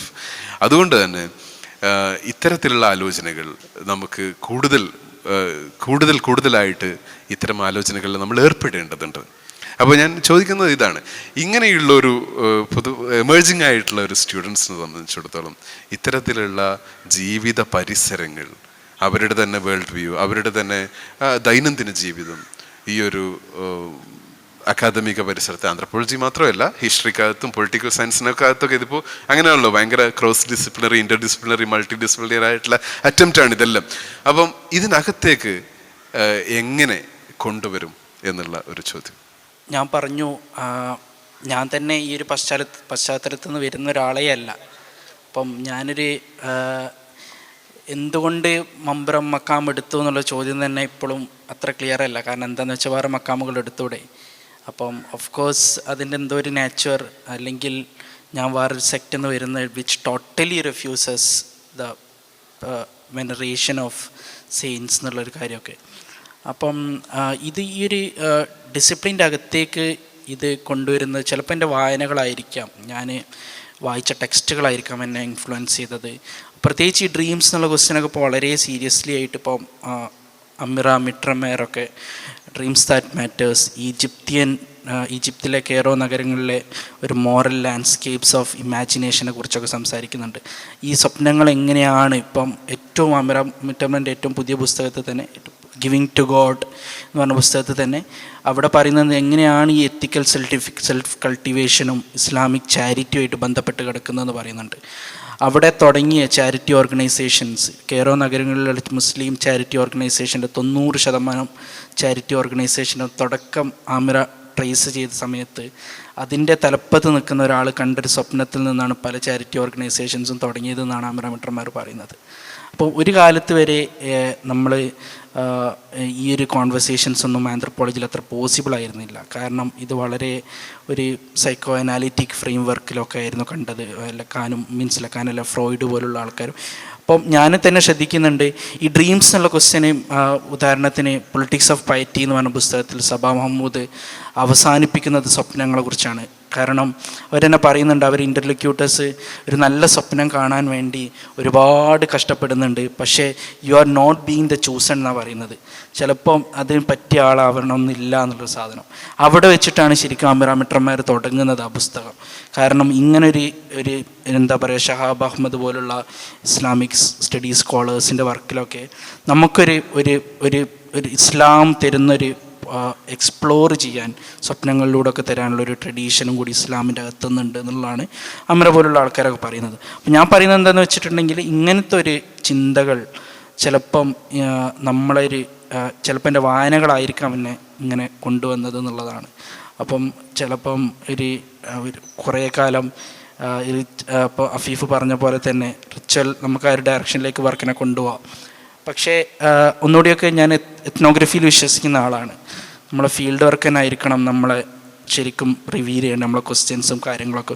പണ്ട് പോലെയല്ലല്ലോ ആന്ത്രപ്പോളജി. ഇപ്പോൾ നമ്മളങ്ങനെ ചോദ്യങ്ങൾ ഓൾറെഡി വെച്ചിട്ട് ഫീൽഡിലേക്ക് പോകുന്നില്ല. റേദർ ഫീൽഡ് തന്നെ റിവീൽ ചെയ്യാണ് പല ചോദ്യങ്ങളും ക്വസ്റ്റ്യൻസും. അത് ചിലപ്പം നിങ്ങളെ ചോദ്യം ചെയ്യുന്ന ക്വസ്റ്റ്യൻസ് ആയിരിക്കാം, പേഴ്സണൽ ക്വസ്റ്റ്യൻസ്. ഇന്ന ഒരുപാട് ചോദ്യം ചെയ്യുന്ന ക്വസ്റ്റ്യൻസ് ഉണ്ട് എൻ്റെ ഫീൽഡ് റിവീൽ ചെയ്ത്. പിന്നെ ആന്ത്രപ്പോളജിക്കലി എന്തൊക്കെ റിവീൽ ചെയ്തെന്നുള്ളതാണ് ഞാൻ സംസാരിച്ചത്. Okay, thanks. നമുക്ക് പെട്ടെന്ന് തന്നെ ഓഡിയൻസിൻ്റെ ക്വസ്റ്റ്യൻസ് എടുക്കാം. അധികം സമയമില്ല, അതുകൊണ്ട് any questions, comments, reflections, anything? അസ്സലാമു അലൈക്കും. ഈ അനുഷ്ഠാനങ്ങളുമായി ബന്ധപ്പെട്ട് ഒരു എനർജി നമുക്കുണ്ടാകുന്നുണ്ട്. ഉദാഹരണം, മുമ്പൊക്കെ ഒരു നഫീസത്ത് മാല ഒരു സോങ് രീതിയിൽ ചൊല്ലിയാൽ ആ മാല തീരുമ്പോഴത്തേക്ക് ആ സ്ത്രീ പ്രസവിക്കുന്നായിരുന്നു. അങ്ങനെ ഉണ്ടായിരുന്നു ഈ ഇവിടെ പല ഭാഗങ്ങളിലും, ലക്ഷദ്വീപിൽ ഈ ഭാഗങ്ങളിലൊക്കെ അങ്ങനെ ഉണ്ടായിരുന്നു. ഇപ്പോൾ അന്ന് നല്ല എനർജി ഉണ്ടായിരുന്നു, അത്ഭുതം അവിടെ നടക്കലും സ്വാഭാവികമായിരുന്നു. ഇനി ഞാൻ മറ്റൊരു എനർജി പറയാണ്. ഇപ്പം നമ്മൾ കടലിൻ്റെ അടുത്ത് പോയാൽ ഒരു വിൻഡ് എനർജി നമുക്ക് വരും. ഒരു മക്ബറിൻ്റെ അടുത്ത് പോയാൽ എന്തോ ഒരു എനർജി വരുന്നത്, എന്താണെന്ന് എൻ്റെ ചോദ്യം കേട്ടോ. പിന്നെ ഇവിടെ ഇരിക്കുമ്പോൾ ഒരുപാട് പച്ചപ്പുള്ളതുകൊണ്ട് മരങ്ങളിൽ നിന്നൊക്കെ വരുന്ന ഓക്സിജൻ നമുക്ക് ശ്വസിക്കും, നമ്മൾ അറിയാതെ തന്നെ നമ്മുടെ ഉള്ളിൽ ഭാഗത്തിലൊക്കെ എത്തി നമുക്കൊരു എനർജി കിട്ടുന്നുണ്ട്. ഒരു പോസിറ്റീവ് എനർജി ഈ പ്ലേസിൽ നമുക്ക് കിട്ടുന്നുണ്ട്. എന്നാൽ ഒരു മക്ബറ, ഇപ്പം അവിടെ എടുക്കുക, ഒരു മമ്പറായിക്കോട്ടെ, അവിടെ വരുമ്പോഴും നമുക്കൊരു എനർജി കിട്ടുന്നുണ്ട്. ആ എനർജി എന്താണെന്നാണ് എൻ്റെ ഒരു ചോദ്യം.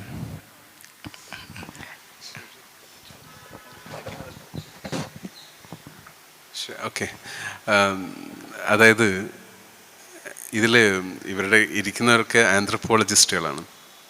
ഞാൻ അതുകൊണ്ട് തന്നെ ആ ഒരു തർക്കത്തിലാണ് ഇതിനെ മറുപടി തന്നെ. ആന്ത്രപ്പോളജിയിൽ ഈ ഇത്തരം നിങ്ങൾ പറഞ്ഞ ഇപ്പോൾ അനെക്ഡോട്ട്സ്, ഈ മക്ബറയെക്കുറിച്ചുള്ള, ഇപ്പോൾ ഇദ്ദേഹം തന്നെ ഷജീം തന്നെ മസാറുകളെ എങ്ങനെയാണ് പറഞ്ഞല്ലോ, ഈ അനെക്ഡോട്ട്സ്, ഈ വിവരണങ്ങൾ, ഈ എത്നോഗ്രാഫിക് വിനിയേറ്റ്സ്, ഇതൊക്കെ ഈ സോഷ്യൽ സയൻസിനകത്തേക്ക് കൊണ്ടുവന്ന് ഉണ്ടല്ലോ. നേരത്തെ അങ്ങനെ ഒരു സാധനം ഉണ്ടായിരുന്നില്ല. മക്ബറകളെക്കുറിച്ചോ മൗലിദുകളെക്കുറിച്ചോ ഉണ്ടല്ലോ, ആണ്ടുനേർച്ചയെക്കുറിച്ചോ ഒന്നും ആന്ത്രപ്പോളജി നേരത്തെ ഇറ്റ് ഡസൻ കൺസേൺ ആന്ത്രപ്പോളജി, അങ്ങനെയുള്ളൊരു സാധനമായിരുന്നു. അപ്പോൾ എനിക്ക് നിങ്ങളെ ചോദ്യം ചോദിച്ചപ്പോൾ എനിക്ക് പെട്ടെന്ന് മനസ്സിലേക്ക് ഓടി വന്ന ഒരു വിവരണമാണ്. അത് ഗ്രേവ്സ് ഓഫ് തരീമിൽ എല്ലാവർക്കും വളരെ പരിചിതമായിട്ടുള്ള ഒരു ഗ്രന്ഥമാണ്. Graves of തരീം, mobility and Indian ocean കുറുകെയുള്ള ഈ ഹദറമി സാദാത്തുകളുടെ യാത്രകളെക്കുറിച്ച് ആണ്. ഈ ആധുനിക കാലം തുടങ്ങുന്നതിന് മുമ്പുള്ള തരീമിലെ ഖബറുകൾ എന്ന രൂപത്തിൽ ആ പുസ്തകം വളരെ ഒരു ഇൻഫ്ലുവൻഷ്യലായിട്ടുള്ള ഗ്രന്ഥമാണ് ആന്ത്രപ്പോളജിക്കകത്ത്. ഹിസ്റ്ററി, ആന്ത്രപ്പോളജി, രണ്ട് ഡിസിപ്ലിനകത്തും. അപ്പോൾ അതിൽ ഒരു അനെക്ഡോട്ട് ഉണ്ട്, ഒരു എത്നോഗ്രാഫിക് വിനിയറ്റ്. അത് അബൂബക്കർ അൽ ജുനൈദ് എന്ന് പറയുന്ന ഒരു ഹദറമി സാദാത്തിൻ്റെ കുറിച്ച് പറയാം. അപ്പോൾ അദ്ദേഹം മക്ബറകളെ ഹദ്റമൗത്തിലെ മക്ബറകളെ സമുദ്ധരിക്കാനുള്ള ഒരു ജീവിത അദ്ദേഹത്തിൻ്റെ ലൈഫ് മിഷനായിട്ട് അദ്ദേഹം ഏറ്റെടുക്കുന്ന ആ ഒരു ഹദ്റമത്തിലെ മക്ബറകൾ, ഒരുപാട് ആയിരക്കണക്കിന് മസാറുകൾ ഉള്ള സ്ഥലമാണല്ലോ, ഇത് സമുദ്ധരിക്കുക എന്നുള്ള. അപ്പോൾ അദ്ദേഹം പറയുന്നുണ്ട് അദ്ദേഹത്തിൻ്റെ ഗ്രന്ഥത്തിൻ്റെ പേര് ഞാൻ മറന്നുപോയി, അത് എങ്സങ് ഹോ, ഈ ഗ്രേവ്സ് ഓഫ് തരീമിൻ്റെ കർത്താവ് ആന്ത്രപ്പോളജിസ്റ്റ് എങ്സങ് ഹോ, അദ്ദേഹം അത് കൃത്യമായിട്ട് ആ ഗ്രന്ഥത്തിൽ നിന്ന് ഉദ്ധരിക്കുന്നുണ്ട്. അബൂബക്കർ ജുനൈദ് തങ്ങളുടെ ഗ്രന്ഥത്തിൽ നിന്ന് അദ്ദേഹം ഉദ്ധരിക്കുന്നുണ്ട്. അദ്ദേഹം പറയുന്നത് മക്ബറകളുടെ അടുത്ത് പോകുമ്പോൾ, നിങ്ങൾ പറയുന്ന പോലെ മക്ബറകളുടെ അടുത്ത് പോകുമ്പോൾ എനിക്ക് കിട്ടുന്ന ഈ ഒരു ഊർജം എന്നല്ല അദ്ദേഹം വിശേഷിപ്പിക്കുന്നത്, ബട്ട് ഈ ഒരു ക്ലോസ്നെസ്, സാമീപ്യം, അത് പടച്ചവൻ്റെ ഹദറത്തിലേക്കുള്ള, അള്ളാഹുവിൻ്റെ ഹദറത്തിലേക്കുള്ള സാമീപ്യമാണ്. അതുകൊണ്ടാണ് ഇതിനോട് ക്ലോസ് ആയിട്ട് വരുമ്പോൾ എനിക്ക് ഈ ഇത്തരത്തിലുള്ളൊരു ആനന്ദം ലഭിക്കുന്നത്. അപ്പോൾ ഞാൻ പറയുന്നത് ആ ഒരു അനുഭവം, ആ ഒരു പരമാനന്ദത്തിൻ്റെ അനുഭവം, എക്സ്റ്റാറ്റിക് ആയിട്ടുള്ള അനുഭവം എങ്ങനെയാണ് നരവംശാസ്ത്രത്തിനകത്ത് കടന്നു വരുന്നത്? അത് എങ്സങ് ഹോ എന്ന് പറയുന്ന ഒരു ആന്ത്രപ്പോളജിസ്റ്റ്, അദ്ദേഹം അബൂബക്കർ ജുനൈദിൻ്റെ ഇൻഡിജിനസ് ആയിട്ടുള്ള ഡിസ്കോഴ്സിൽ നിന്ന്, അദ്ദേഹത്തിൻ്റെ ഗ്രന്ഥത്തിൽ നിന്ന് ആന്ത്രപ്പോളജിക്കകത്തേക്ക് കൊണ്ടുവരുമ്പോഴാണ്. നേരത്തെ ഇത് സാധ്യമായിരുന്നില്ല. നേരത്തെ നമ്മൾ ഡിസ്കസ് ചെയ്ത ലിറ്ററേച്ചർ റിവ്യൂവിനകത്ത് ഈ ഒരു സാധനം സാധ്യമായിരുന്നില്ല. അപ്പോൾ ഒരുപക്ഷെ ഈ ഇവിടെ ഇരിക്കുന്ന സ്കോളേഴ്സും ഇനി എമേർജിങ് ആയിട്ടുള്ള സ്കോളേഴ്സിൻ്റെ ഒക്കെ ഒരു ഉദ്യമം, അവരുടെ ഒരു കർത്തവ്യം എന്ന് പറയുന്നത് ഒരുപക്ഷെ ഇത്തരത്തിലുള്ള ജീവിത പരിസരങ്ങൾ, നിങ്ങൾ പറഞ്ഞ ഈ എനർജി ലഭിക്കുന്നുണ്ട് എന്നുള്ളത്, അത് നമ്മളുടെ ഒരു സ്റ്റേറ്റ്മെൻ്റ് ആണ്. Can be validated with empirical evidence ഓറിനോ, അങ്ങനെയുള്ള ഒരുപാട് ചോദ്യങ്ങൾ അതിൻ്റെ പ്രധാനമായിട്ട് അതിന് തുടർന്ന് വരുന്നുണ്ട്. അതുകൊണ്ട് തന്നെ അങ്ങനെയുള്ള ഒരു അറ്റംപ്റ്റാണ് സത്യത്തിൽ ഇവരെല്ലാം നടത്തിക്കൊണ്ടിരിക്കുന്നത്. ഈ നമുക്ക് മനസ്സിലാകാത്ത മറ്റു പല കാര്യങ്ങളും, ഈ നേരത്തെ പറഞ്ഞ പോലെ അഗോചരമായിട്ടുള്ള കാര്യങ്ങൾ ഇതിനകത്തേക്ക് നമ്മൾ എങ്ങനെയാണ് കൊണ്ടുവരുന്നത്? ഈ ഒരു ചോദ്യമാണ് എല്ലാവരും ചോദിച്ചുകൊണ്ടിരിക്കുന്നത്. എല്ലാവർക്കും കൃത്യമായിട്ടുള്ള ഉത്തരം ഇത് എനർജിയാണോ, അല്ലെങ്കിൽ ഇത് ഒരുപക്ഷെ അതൊരു ഫിസിക്കൽ അതൊരു മെറ്റഫിസിക്കൽ ലാംഗ്വേജ് അല്ല, അത് ഫിസിക്കൽ ഭൗതിക ശാസ്ത്രത്തിൻ്റെ, ഫിസിക്സിൻ്റെ ഒരു ലാംഗ്വേജാണത്, എനർജി എന്നൊക്കെ ഉള്ളത്. അപ്പോൾ പലപ്പോഴും ഇതൊരു മെറ്റഫിസിക്കൽ സാധനമാണ്, അതിഭൗതികമായിട്ടുള്ള സംഗതികളാണ്. മെറ്റഫിസിക്കൽ സയൻസിനകത്ത് നമ്മളൊക്കെ വർക്ക് ചെയ്യുന്നത് പലപ്പോഴും മെറ്റഫിസിക്കൽ സയൻസിനകത്താണ്. ട്രഡീഷണലി നമ്മൾ മെറ്റാഫിസിക്സാണ് പഠിച്ചുകൊണ്ടിരിക്കുന്നത്. അത് ഇൽമുൽ കലാമായാലും ഇൽമു തഫ്സീറായാലും എല്ലാ ഇതും കൂടുതലും മെറ്റഫിസിക്സാണ്. അപ്പോൾ അതുകൊണ്ട് തന്നെ ഈ അങ്ങനെയുള്ള കാര്യങ്ങൾ നമ്മളുടെ പരമ്പരാഗതമായിട്ടുള്ള ക്ലാസിക്കൽ ഇസ്ലാമിക് സയൻസിനകത്തുള്ള സാധനങ്ങൾ ഒക്കെ ഇതിനകത്തേക്ക് എങ്ങനെയാണ് കൊണ്ടുവരുന്നത്? അതിലൂടെ ഈ ഡിസിപ്ലിനെ തന്നെ മാറ്റുകയാണ് പലപ്പോഴും. ആന്ത്രപ്പോളജി എന്ന് പറയുന്നത് വളരെ ചെറുപ്പം ഡിസിപ്ലിൻ, അല്ലെങ്കിൽ ഹിസ്റ്ററി എന്നൊക്കെ പറയുന്നത് ഒരു 3-4 നൂറ്റാണ്ടുകളൊക്കെ ആയിട്ടുള്ളൊരു ഡിസിപ്ലിനാണ്. മോഡേൺ ഡിസിപ്ലിനെ കുറിച്ച് അതിനെ തന്നെ മാറ്റിമറിക്കാൻ കഴിയുന്ന അനക്ഡോട്ട്സ്, വിവരണങ്ങൾ, എത്നോഗ്രാഫിക് എക്സ്പീരിയൻസസ്, എത്നോഗ്രാഫിക് വിനിയറ്റ്സ്, ഇതൊക്കെയാണ് സത്യത്തിൽ ഇതിലൂടെ സാധ്യമാകുന്നത്. Any other questions? അസ്സലാമു അലൈക്കും. എൻ്റെ ക്വസ്റ്റ്യൻ പാനലിനോടാണ്. ഞാൻ അഫീഫായിട്ട് മുന്നേ സംസാരിച്ച ചില കാര്യങ്ങൾ തന്നെയാണ്. ഞാൻ ഹിസ്റ്ററി ബാക്ക്ഗ്രൗണ്ടിൽ നിന്ന് വരുന്ന ഒരാളാണ്. അപ്പോൾ ഹിസ്റ്ററിയിൽ ഈ പറഞ്ഞ പോലെ എംപിരിക്കൽ ഒബ്ജക്റ്റിവിറ്റിക്ക് ഭയങ്കര പ്രാധാന്യമുള്ള, വസ്തുനിഷ്ഠതയ്ക്ക് പ്രാധാന്യമുള്ളൊരു ഡിസിപ്ലിൻ എന്നുള്ള നിലക്ക് നമുക്കതിന് പുറത്ത് കടന്ന് ഇപ്പോൾ ഈ ആന്ത്രപ്പോളജിൻ്റെയൊക്കെ ഒരു ടേൺ വരുമ്പോൾ റിലീജിയനെ കുറിച്ച് പ്രാക്ടീസസ്, അതായത് പ്രാക്ടീസസിനെ അണ്ടർസ്റ്റാൻഡ് ചെയ്യുന്നതിൽ എത്രത്തോളം ടെക്സ്റ്റ് നമുക്ക് ആശ്രയിക്കാൻ പറ്റും എന്നുള്ളതൊരു ക്വസ്റ്റ്യനാണ്. പക്ഷേ ആ ക്വസ്റ്റ്യനിലേക്കല്ല ഞാൻ വരുന്നത്. ഈ എത്നോഗ്രഫി എന്നുള്ളൊരു ടൂൾ യൂസ് ചെയ്തിട്ട് നമ്മൾ റിസർച്ച് ചെയ്യുന്നതെന്ന് പറയുമ്പോൾ, ഇപ്പോൾ പൊതുവെ കാണുന്ന ഈ എത്നോഗ്രഫി യൂസ് ചെയ്ത് വന്ന ആന്ത്രപ്പോളജിക്കൽ വർക്കുകൾ, ഇപ്പം ഹിഷ്കിൻ്റെ ആൻഡും സബൻ്റെ ആണെങ്കിലൊക്കെ ഒരു ഹിസ്റ്റോറിക്കൽ കോണ്ടെക്സ്റ്റ്, അല്ലെങ്കിൽ അവർ നിലനിൽക്കുന്ന കോണ്ടംപററി കോണ്ടെക്സ്റ്റിനെ അവർ അഡ്രസ്സ് ചെയ്യാറുണ്ട്. പക്ഷേ ഇപ്പം ഹിഷ്കിൻ്റെ ആണെങ്കിലും ഈ സർമൺസിലൂടെ അല്ലെങ്കിൽ കാസറ്റിലൂടെ ഉണ്ടാവുന്ന ഒരു എത്തിക്കൽ ഫോർമേഷനെ പറയുന്നുണ്ട്. പക്ഷേ ആ കാസറ്റിന് മുന്നേ ഒരു എത്തിക്കൽ ഫോർമേഷൻ ആക്ച്വലി ഉണ്ടാവുന്നതുകൊണ്ട് കൂടിയാണ് ആ കാസറ്റ് കേൾക്കുമ്പോഴും അത്തരം ഒരു ടെക്നോളജി വരുമ്പം അതിൻ്റെ വേറൊരു ഡയമെൻഷൻ വരുന്നു എന്നുള്ളതാണ്. അപ്പോൾ ആക്ച്വലി ഇപ്പോൾ ഈ അറബി മലയാളത്തിൻ ടെക്സ്റ്റ് ലിറ്ററേറ്റ് ഒരു കൾച്ചറിൻ്റെ ഒരു കോണ്ടെക്സ്റ്റിൽ എടുക്കുകയാണെന്നുണ്ടെങ്കിൽ ഓരോ ടെക്സ്റ്റും അല്ലെങ്കിൽ പെർഫോമേറ്റീവ് ആയിട്ടുള്ള അതിൻ്റെ ആസ്പെക്ട്സ് എല്ലാം ആ കാലത്ത് ഓരോ ഹിസ്റ്റോറിക്കൽ കോണ്ടെക്സ്റ്റിനോട് നിരന്തരം എൻഗേജ് ചെയ്തിട്ടുണ്ടാവേണ്ടതാണ്. കാരണം ഇപ്പം അറഫാത്തിൻ്റെയൊക്കെ വർക്കാണെങ്കിലും മുഹീദിമാല എഴുതപ്പെടുന്ന കോണ്ടെക്സ്റ്റ്, പടപ്പാട്ടുകൾ പാടുന്ന കോണ്ടെക്സ്റ്റുകൾ എന്തൊക്കെയായിരുന്നു എന്നുള്ളത്. അപ്പം അതുപോലെ ഈ എത്നോഗ്രഫി ചെയ്യുമ്പോൾ, അതായത് ഇപ്പം വളരെ മുണ്ടൈനായിട്ടൊക്കെ മുന്നേ അണ്ടർസ്റ്റാൻഡ് ചെയ്യപ്പെട്ട ഈ ഹൗസ് ഹോൾഡ് പ്രാക്ടീസസ്, സ്ത്രീകൾ മാല മൗലിതൊക്കെ ചെല്ലും, ഇതെവിടെയും റിട്ടേൺ ആയിട്ട് എവിടെയും രേഖപ്പെടുത്തപ്പെട്ടതോ അല്ലെങ്കിൽ അത്തരം ചില അനക്ഡോട്ടുകളൊക്കെ ഉണ്ടാവുന്നില്ലാതെ ആ ഒരു രീതിയിൽ നമുക്ക് കാണാൻ പറ്റില്ല. ഒരു ഹിസ്റ്റോറിക്കൽ സോഴ്സ് ചിലപ്പോൾ അതിന് കിട്ടില്ല. അപ്പോൾ ഒരു ഹിസ്റ്ററി സ്റ്റുഡൻറ്റ് എന്നുള്ള നിലയ്ക്ക് പക്ഷേ അപ്പോൾ എനിക്ക് ആന്ത്രപ്പോളജിൻ്റെ ചില മെത്തേഡുകൾ യൂസ് ചെയ്യേണ്ടി വരും. സോ ഈ ആന്ത്രപ്പോളജിയിലൂടെ നമുക്ക് എങ്ങനെ, അതായത് ഒരു ഹിസ്റ്റോറിക്കൽ ആന്ത്രപ്പോളജിൻ്റെ സാധ്യതകൾ എന്തൊക്കെയാണെന്നുള്ളതും, അതായത് ഈ ഇൻ്റർലോക്യൂട്ടേഴ്സിന് നിങ്ങൾ ഇത് ചെയ്യുമ്പോൾ അവരിൽ എത്രത്തോളം, അതായത് ഈ പ്രാക്ടീസസിൻ്റെ ഹിസ്റ്ററി അല്ല, മറിച്ച് പ്രാക്ടീസസിൻ്റെ ഹിസ്റ്റോറിക്കൽ കോണ്ടെക്സ്റ്റുകളെ, അതായത് ഓരോ കാലത്തും മാറി വരുന്ന അതിൻ്റെ കോണ്ടെക്സ്റ്റുകൾ, ഇപ്പം 40-ന് ശേഷം റിഫോമിസ്റ്റുകൾ വരുമ്പോൾ ഈ പൈറ്റി പ്രാക്ടീസസിൻ്റെ രൂപം എങ്ങനെയാണ് മാറുന്നത്, അല്ലെങ്കിൽ ആ രീതിയിലുള്ള ചർച്ചകൾ എന്തായിരിക്കും, ആ ചർച്ചകളല്ല മറിച്ച് ആ പ്രാക്ടീസസിന് ഉണ്ടാകുന്ന മാറ്റങ്ങൾ നമുക്ക് എങ്ങനെ ഈ എത്നോഗ്രഫിക് സ്റ്റഡി വഴി നമുക്ക് മനസ്സിലാക്കാൻ പറ്റുമോ എന്നുള്ളതാണ് എൻ്റെ ഒരു ചോദ്യം. അതായത് ആ ഹിസ്റ്റോറിക്കൽ കോണ്ടെക്സ്റ്റിന് എത്രത്തോളം ഈ ആളുകൾ ക്യാരി ചെയ്യുന്നുണ്ട്, അല്ലെങ്കിൽ അവരുടെ അടുത്ത് നമുക്ക് ഇൻഫർ ചെയ്യാൻ പറ്റും, ആ രീതിയിലുള്ള മെത്തഡോളജിക്കൽ ടൂളുകൾ ഉണ്ടോ എന്നാണ് ചോദ്യം. അതായത് അവരെ മെമ്മറി അല്ലെങ്കിൽ ഹിസ്റ്ററിനെ. ഒരുപക്ഷെ ഈ ചോദ്യം കുറച്ചുകൂടി ഷജീം നേരത്തെ അദ്ദേഹത്തിൻ്റെ പ്രസൻറ്റേഷനിൽ നിങ്ങൾ ശ്രദ്ധിച്ചിട്ടുണ്ടാവും. അദ്ദേഹം പറഞ്ഞു അതിൻ്റെ പേഴ്സണൽ ആയിട്ടുള്ള എക്സ്പീരിയൻസ് കൂടി പറഞ്ഞു. അദ്ദേഹം വരുന്നത് ഫാമിലി ബാക്ക്ഗ്രൗണ്ട്, അദ്ദേഹം അല്ലേ ഒരു പഴയ ഉൽപ്പത്തിഷ്ണു ഫാമിലിയിൽ നിന്നാണ് വരുന്നത്. അപ്പോൾ റിഫോമിസ്റ്റ് ആയിട്ടുള്ള ഫാമിലി. അപ്പോൾ ഇതൊരു കോൺഫ്ലിക്റ്റാണ് പൊതുവേ ഉള്ളത്. എനിക്കൊന്ന് ഈ ചോദ്യം കുറച്ചുകൂടി നിങ്ങൾക്ക് പേഴ്സണൽ ലെവലിൽ അഡ്രസ്സ് ചെയ്യാൻ കൂടി പറ്റും തോന്നുന്നു. ഒന്ന്, നിങ്ങൾ പറഞ്ഞ ടെക്സ്റ്റുകൾ തന്നെ വെച്ചിട്ട് നമുക്കതിനെ അഡ്രസ്സ് ചെയ്യാൻ നോക്കാം. ഒന്ന് ഇഷ്കിന്ദിൻ്റെ ടെക്സ്റ്റ്.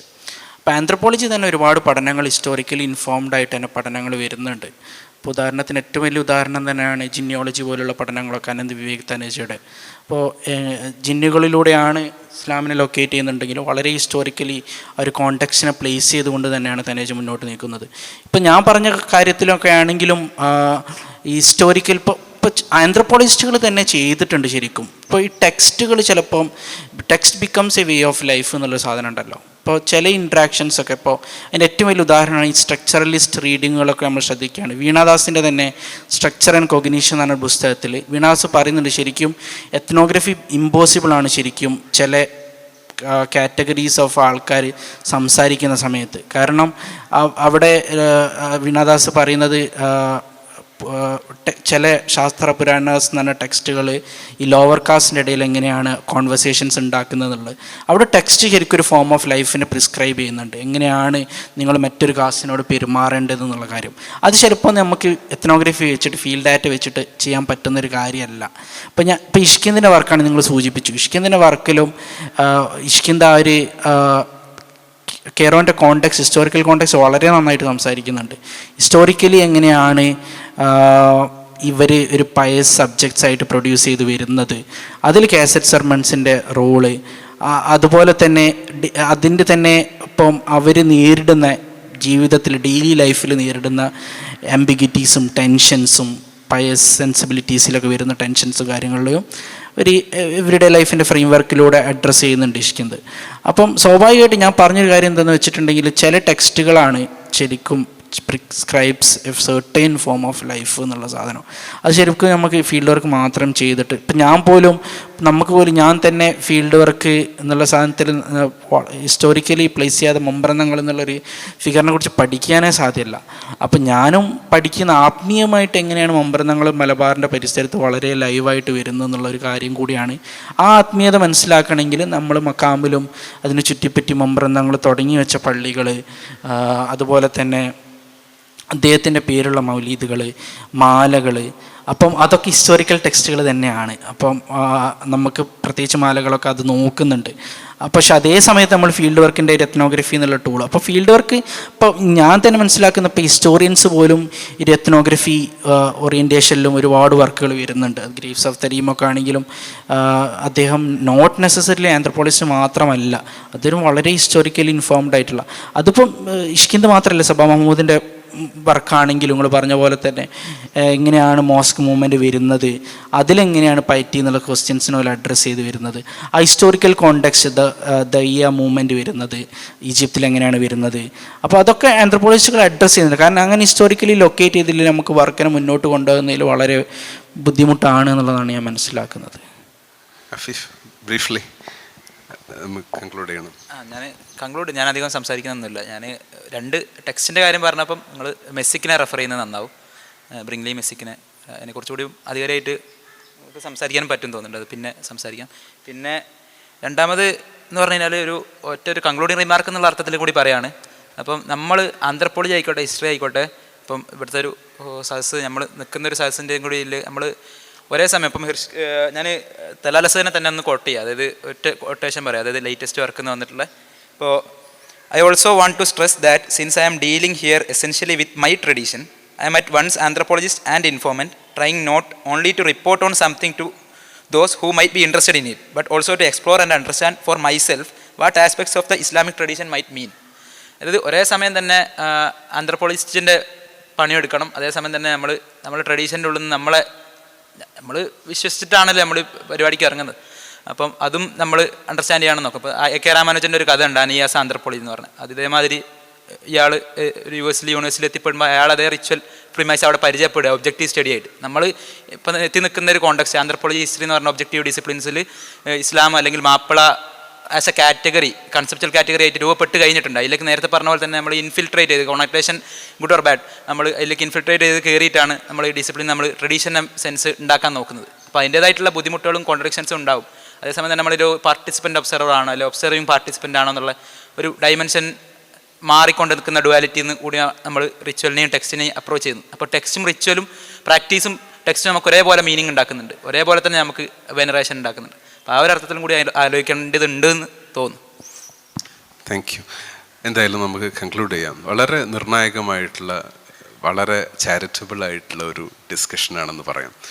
എന്ന് വെച്ചാൽ നമ്മുടെ തന്നെ ദൈനംദിന ജീവിതത്തെ നിർണയിച്ചിരുന്ന, സ്വാധീനിച്ചിരുന്ന ഒരുപാട് ജീവിത പരിസരങ്ങൾ, ഇവയെല്ലാം ആധുനിക സാമൂഹിക ശാസ്ത്രത്തിനകത്തേക്ക് എങ്ങനെ കൊണ്ടുവരാൻ കഴിയും? അതോടൊപ്പം ഈ ശാസ്ത്രങ്ങൾ നമ്മളുടെ തന്നെ പലതരം കോൺഫ്ലിക്റ്റുകൾക്കും, നമ്മുടെ പല ആത്മീയ ധൈഷണിക സംഘർഷങ്ങൾക്കും നിദാനമായിട്ടുള്ള ഈ ശാസ്ത്രം തന്നെ ഇതിലൂടെ, ഈ കൊണ്ടുവരലിലൂടെ എങ്ങനെ അഴിച്ചു പണിയാൻ കഴിയും? അതിൻ്റെ പൊസിഷണാലിറ്റി എങ്ങനെ ആയിരിക്കണം, നമ്മൾ എവിടെ പ്ലേസ് ചെയ്യും? നേരത്തെ പറഞ്ഞ പോലെ ഇങ്ങനെയുള്ള ചില സുപ്രധാനമായ ചോദ്യങ്ങൾ ഈ ചർച്ചയിൽ ഉരുത്തിരിഞ്ഞു വന്നു. എന്തായാലും ഞാൻ വീണ്ടും ഓൺ എ ഫൈനൽ നോട്ട്, നേരത്തെ വിറ്റ്ഗൻസ്റ്റൈൻ പറഞ്ഞ പോലെ നമ്മളൊക്കെ ജീവിത പരിസരത്തെ നിർണ്ണയിക്കുന്ന പല കാര്യങ്ങളും നമ്മൾ എല്ലാ ദിവസവും എല്ലായ്പ്പോഴും ചെയ്തുകൊണ്ടിരിക്കുന്ന സാധനങ്ങളായിരിക്കും. The real foundations of an enquiry, your enquiry, to not strike a man at all എന്ന് അദ്ദേഹം പറയുന്നുണ്ട്. ആ നേരത്തെ പറഞ്ഞ ഉദ്ധരണിയുടെ തുടർച്ച. നമ്മുടെ യഥാർത്ഥ ഫൗണ്ടേഷൻ, നമ്മുടെ അന്വേഷണത്തിൻ്റെ, നമ്മുടെ പര്യവേക്ഷണങ്ങളുടെ യഥാർത്ഥമായിട്ടുള്ള അടിത്തറകൾ ഒരുപക്ഷെ നമ്മുടെ തന്നെ ചുറ്റും, നമ്മുടെ കയ്യയലത്തുള്ള കാര്യങ്ങളായിരിക്കും. അതിൻ്റെ സിംപ്ലിസിറ്റി കൊണ്ട്, അതിൻ്റെ ലാളിത്യം കൊണ്ട്, അതിൻ്റെ പരിചിതത്വം കൊണ്ട്, ഫെമിലിയാരിറ്റി കൊണ്ട് നമുക്ക് പലപ്പോഴും നമ്മളത് വിട്ടുപോകുന്നു. അതുകൊണ്ട് ഇനിയുള്ള മുന്നോട്ടുള്ള അടുത്ത ഒരു ദശകങ്ങൾ സാമൂഹിക ശാസ്ത്രത്തിനകത്ത് നിർബന്ധമായും ഇത്തരത്തിലുള്ള ജീവിത പരിസരങ്ങൾ കൂടി കടന്നു വരുന്നതായിരിക്കും. അവയിൽ അടങ്ങിയിരിക്കുന്ന വേൾഡ് വ്യൂ, വെൽറ്റ് ആൻഡ് ഷോങ് നിർബന്ധമായും കടന്നു വരുന്നതായിരിക്കും. അതുകൊണ്ട് പഴയ വെസ്റ്റേൺ സെൻട്രിക് ആയിട്ടുള്ള, യൂറോപ്യൻ സെൻട്രിക് ആയിട്ടുള്ള, യൂറോ സെൻട്രിക് ആയിട്ടുള്ള ജീവിത വീക്ഷണങ്ങളായിരിക്കില്ല ഇനിയുള്ള സാമൂഹിക ശാസ്ത്രത്തെ നിർണ്ണയിക്കുന്നത് എന്ന് തീർച്ചയാണ്. അതായിരിക്കാം ഈ ചർച്ചയുടെ ഒരു ടേക്ക് അവേ. എന്തായാലും ഇതുവരെ ഞങ്ങളെ കേട്ടതിന് ഒന്നിച്ച് നന്ദി പറയുന്നു. ഇൻഷാ അല്ലാഹ്. അസ്സലാമു അലൈക്കും വറഹ്മത്തുള്ളാഹി തആല വബറകാതുഹു.